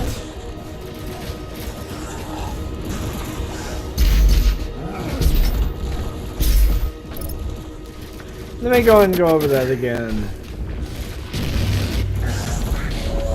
There is no them, for they are us, and we are they. Well, I guess that's a good way to describe possession, but there's clearly an us being possessed, so... Embrace your suffering, young advocates. Beyond the pain, there is enlightenment. Wow, what corporate speak? I gotta say, this stuff is pretty fucking hilarious. Or whatever. Damn it.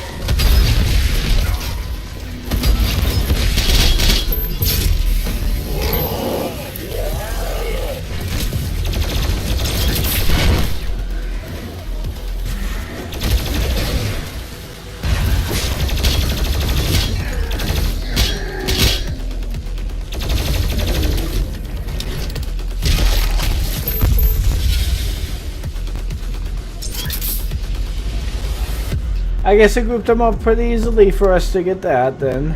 Whatever.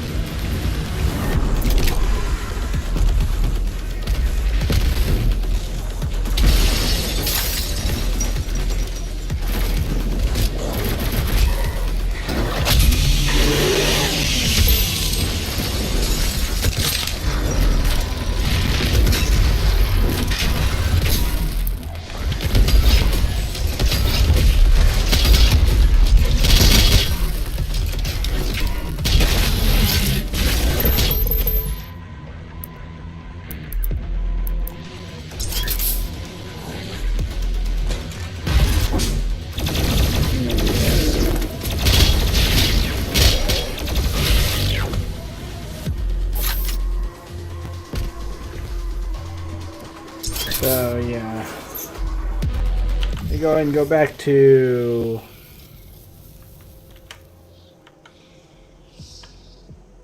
Oh, my bad.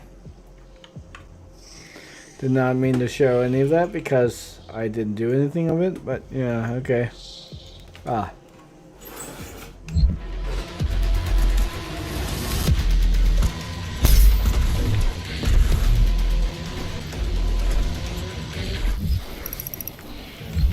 Oh yeah, that's right. Leadership points.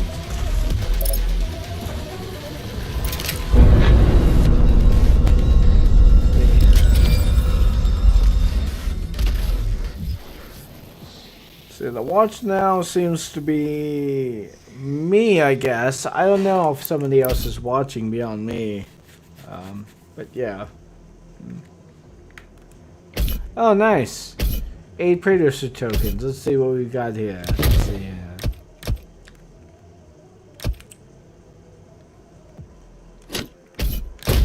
Okay.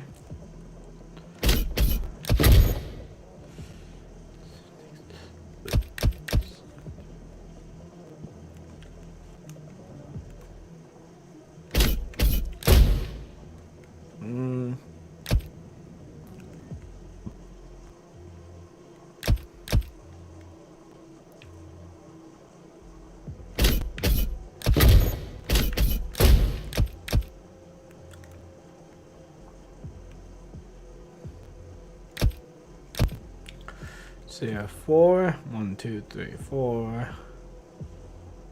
So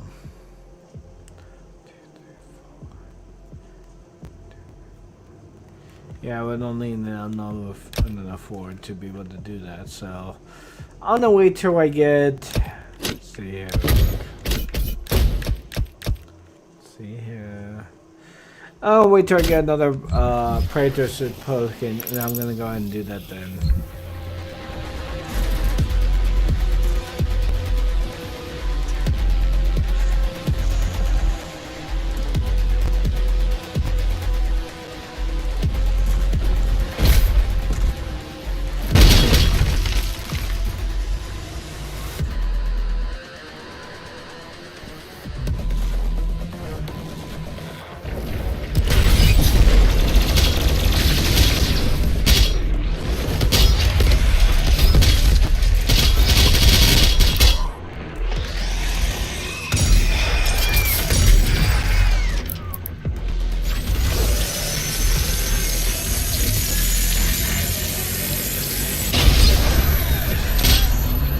There we go.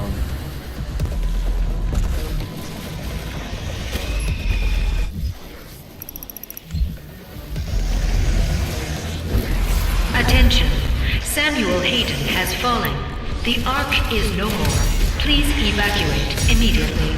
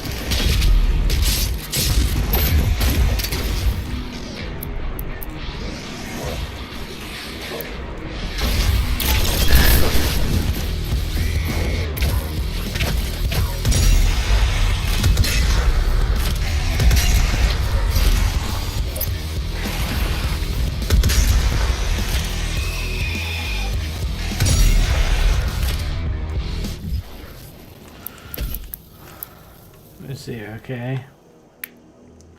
Do that then.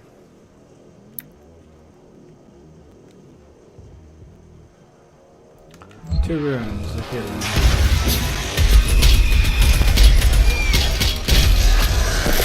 And there we go. Okay.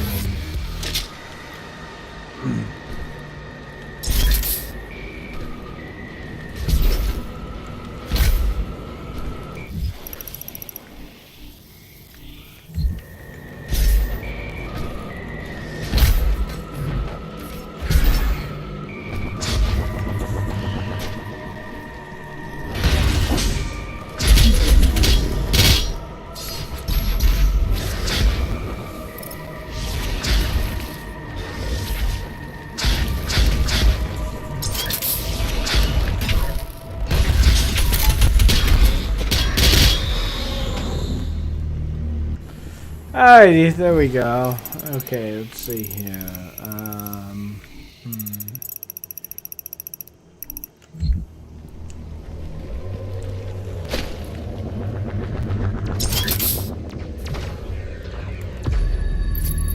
The entrance into Dr. Hayden's outpost is blocked.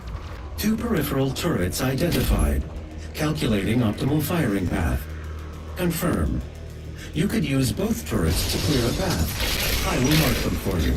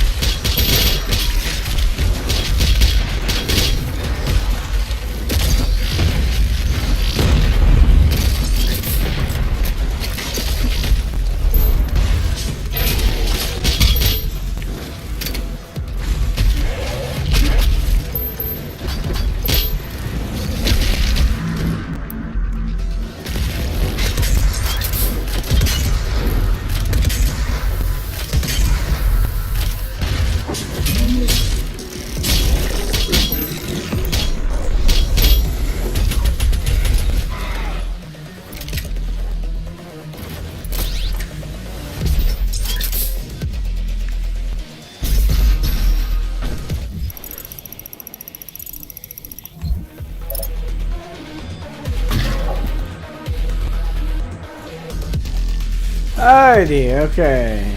So, we've got everything going on here. We got some good gameplay going on here.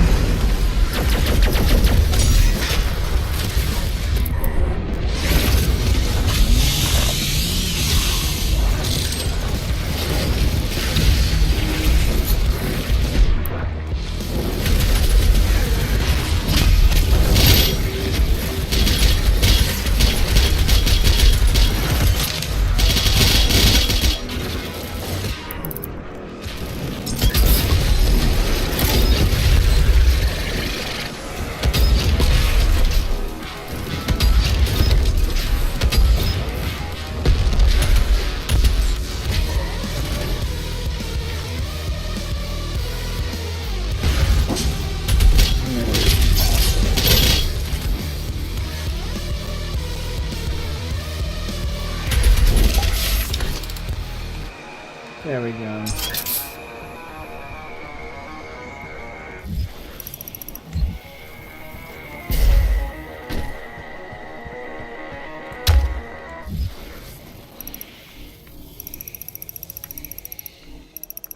Ah, okay, I see.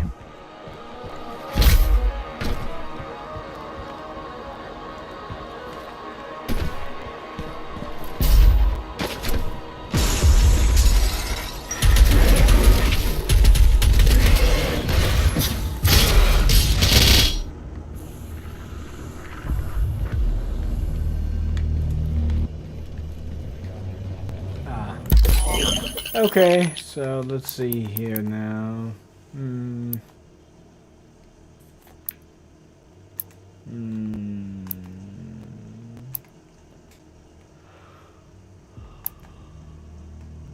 Which one seems more useful to me?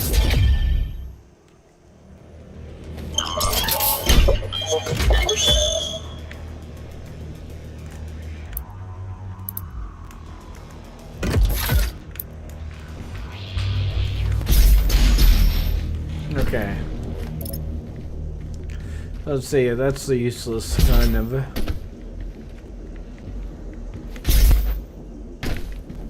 Damn it.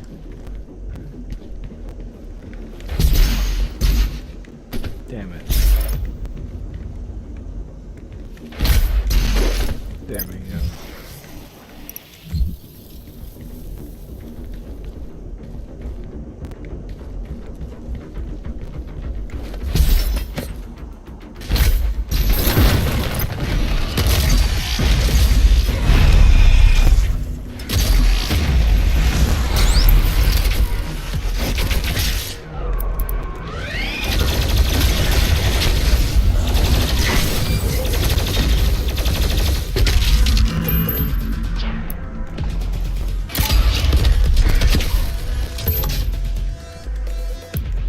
There we go. Okay. Oh, nice. Weapon mastery. Okay.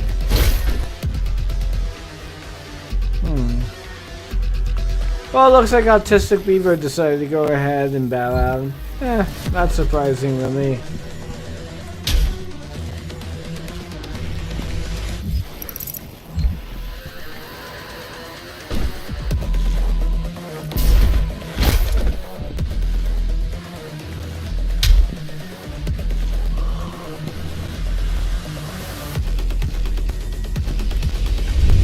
This is Dr. Elena Richardson, log entry 002. Subject analysis of Doomslayer, January 24th, 2163. There is no chance that the subject is a demon. We have blood samples pulled from the Mars base event that show his blood type is AB positive. He is male with a genome that makes him very much a member of the human race. But the enhanced strength, speed, and athleticism would indicate otherwise. But we can see from the blood samples that there are foreign bodies present of unknown origin. I cannot, as a contributing member of the scientific community, agree with the assumption by some of my colleagues that he is, for lack of a better word, a god, an avenging angel, the right hand of doom, here to save humanity from its sins. But I cannot ignore that the timing of his arrival, the identity of his enemies, the fire and brimstone element to this catastrophe we currently find ourselves in it has definitely shaken my scientific resolve. Wow!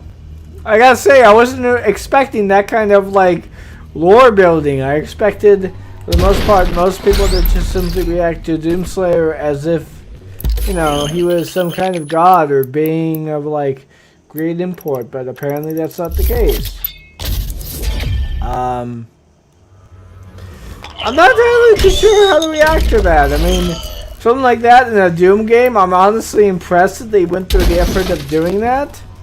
But, like, at the same time, you have to wonder, what kind of reaction is that exactly?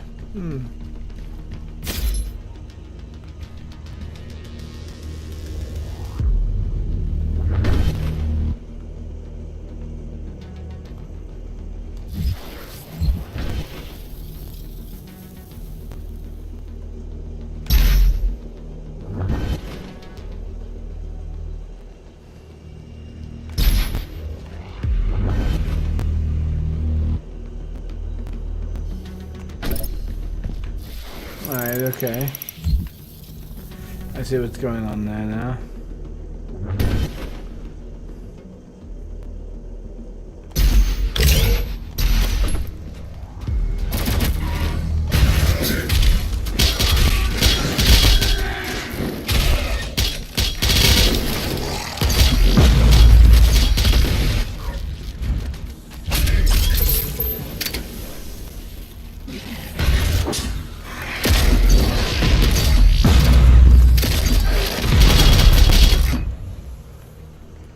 There we go.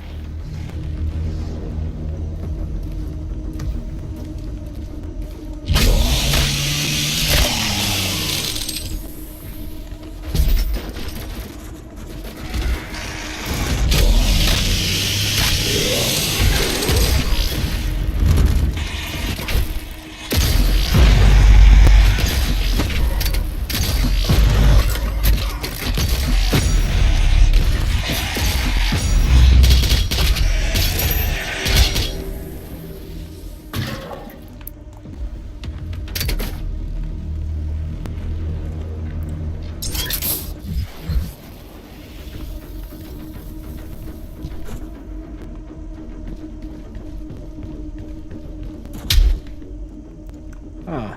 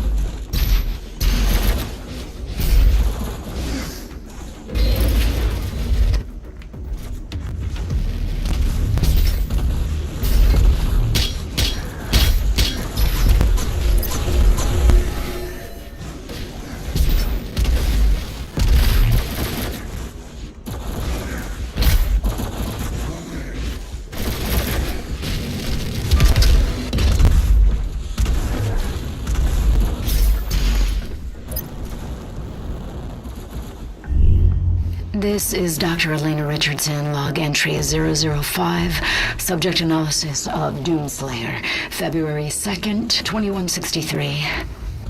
Maybe he is a god. Maybe he represents humankind's rage, their will to persevere, to overcome that which would threaten our survival. He is uncompromising, a relentless being of violence that knows no mention of the hesitation shown by our many leaders and politicians during our time of judgment. Can he overcome them alone? If he can't, we as a species, all species, will not survive. An interesting take. I'm wondering what kind of idea, what kind of reference she has exactly for the Doomslayer. Damn, okay, yeah.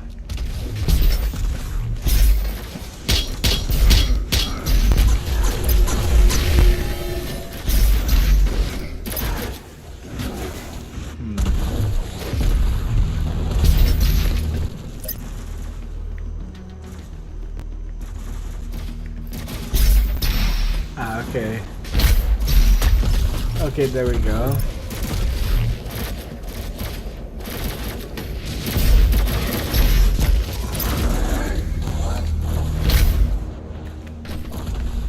Damn.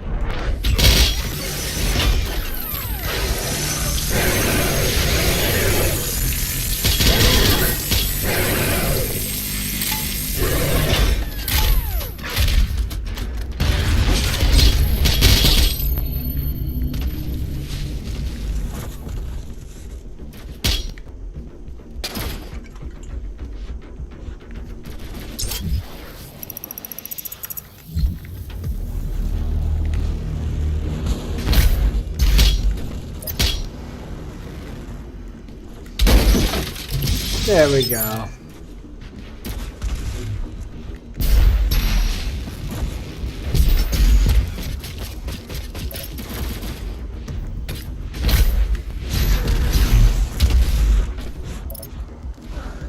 Damn.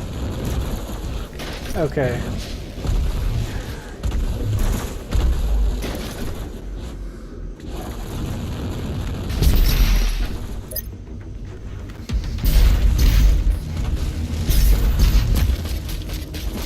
Okay.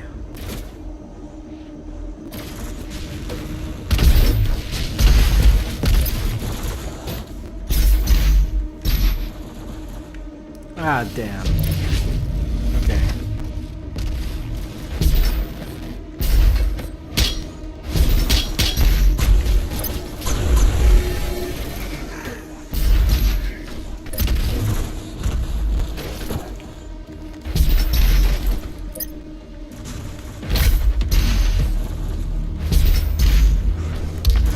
Damn it.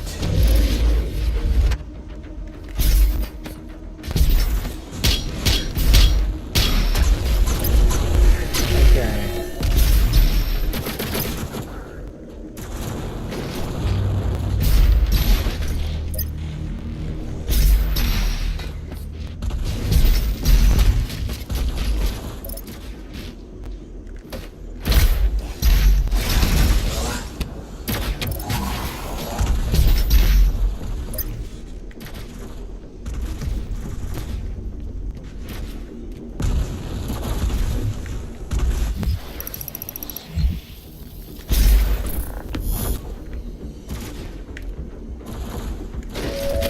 No one is born a sinner.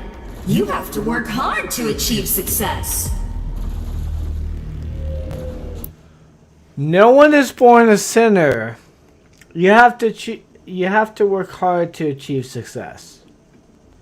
Wow. Success being equated to sin. Honestly, I never would have thought that I would have heard a lip shit comment like that, but holy fuck. That is like so tone deaf that I'm almost hard to imagine as to how the fuck one even Evolution is engages in our such, so... Nation.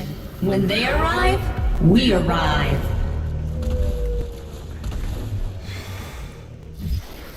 Wow, there's just so much shit to just unpack in that regard. You just gotta wonder how much of it is, how much of it is commentary at all, so, yeah.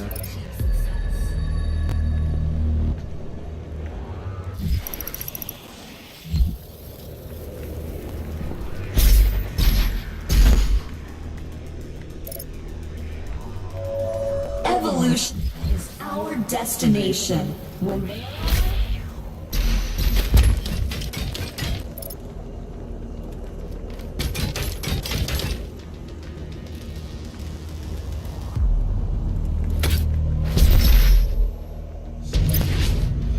Okay.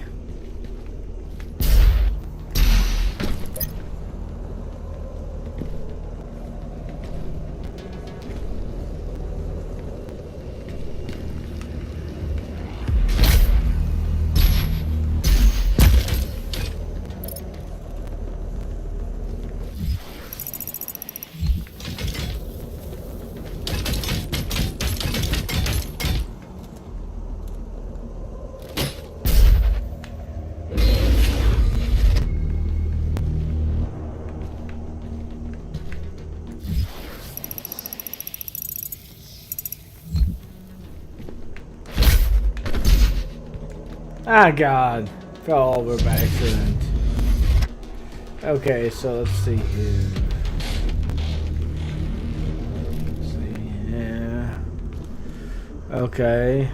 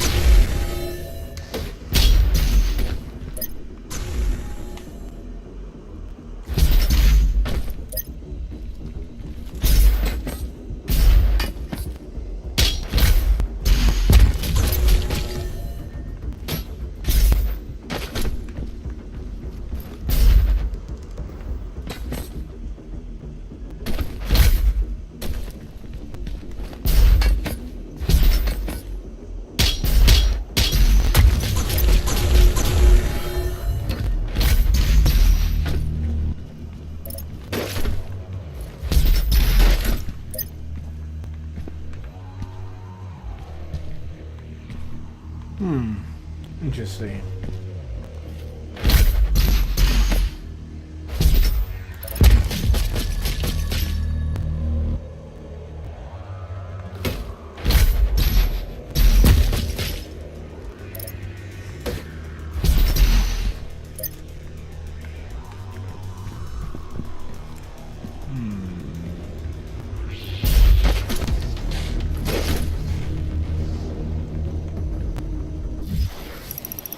Alright, okay.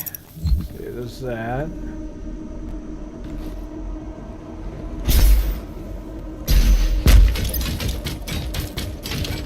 Ah, okay. I'm supposed to climb inside, not necessarily outside. Thought that was, yeah.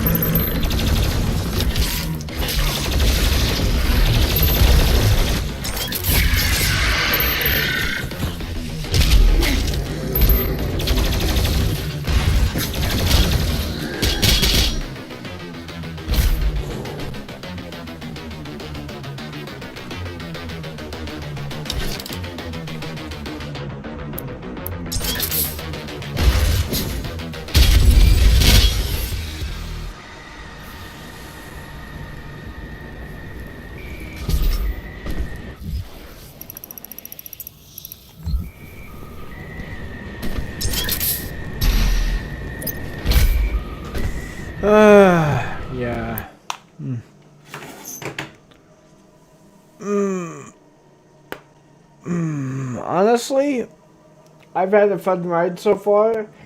I think I might end it today. Or end it right now. I don't know. I think I'll wait till I get to the next checkpoint here. Kitty's just sitting there waiting for me to pet him.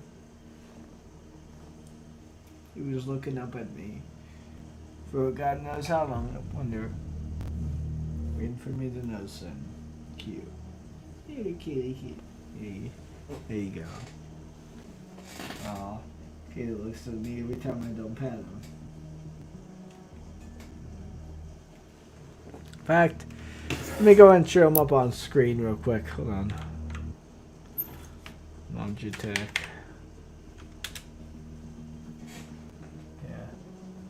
Let me go ahead and bring up myself on the screen here real quick so you guys can see me. Just to be certain. Here you go, kitty. Come on, kitty. Come on. Come on, kitty.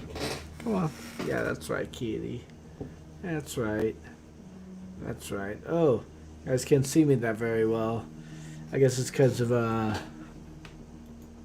lack of everything here real quick. Let me go and Google something real quick so you guys can see me a little bit better.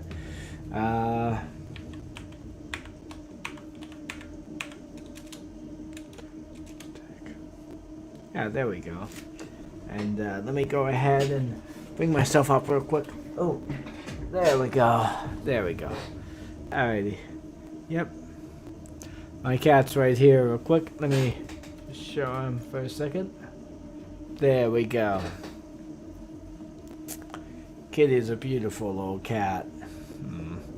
He's an older cat. He's like around 7 or 4 years old, so, you know.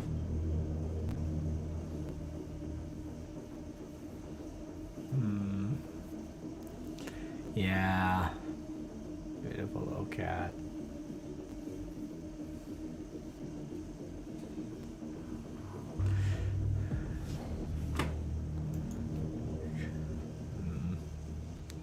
Too bad for those who aren't streaming right now, but I figured I would go and show him, you know. He's a great little cat.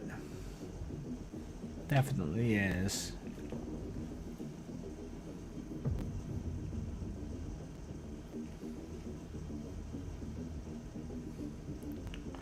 He has some little crust around his ear or whatever, but you know.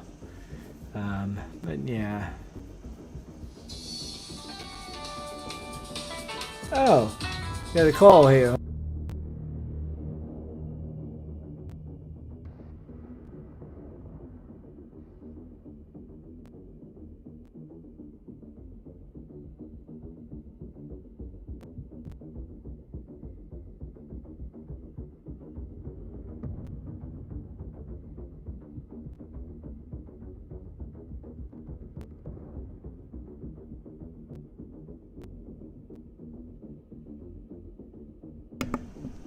Wrong number, apparently. That's what it was, so... Yeah. Alrighty. Let's go and continue here, shall we? On the content that we were talking here, shall we? So...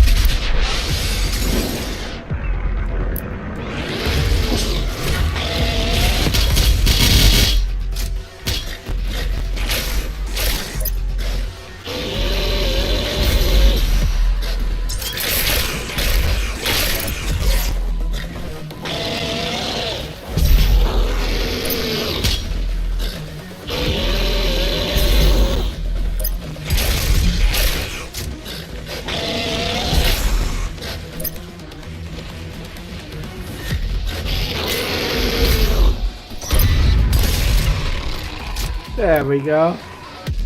Finally got that one down.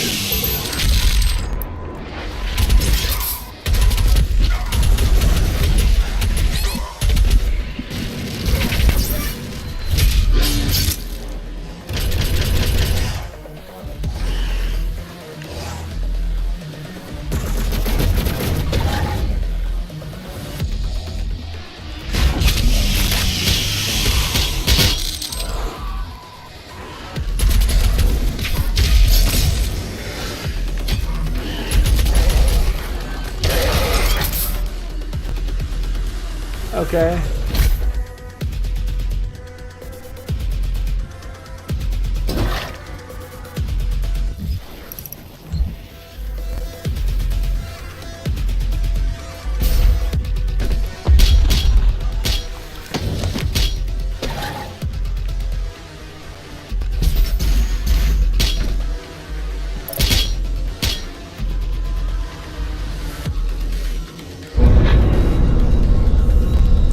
Alright, let's see what we've got here, shall we?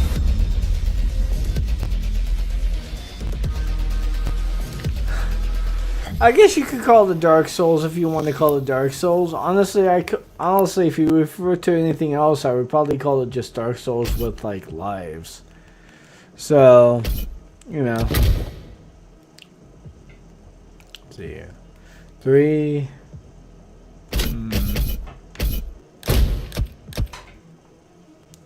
Damaging, killing, and frozen. Let's see real quick. Takes less time to cool down after firing.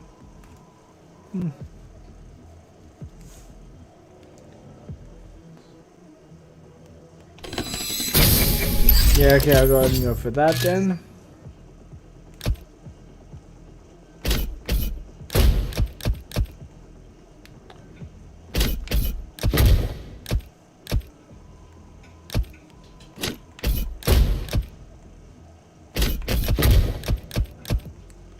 See, I fire twice before recharging.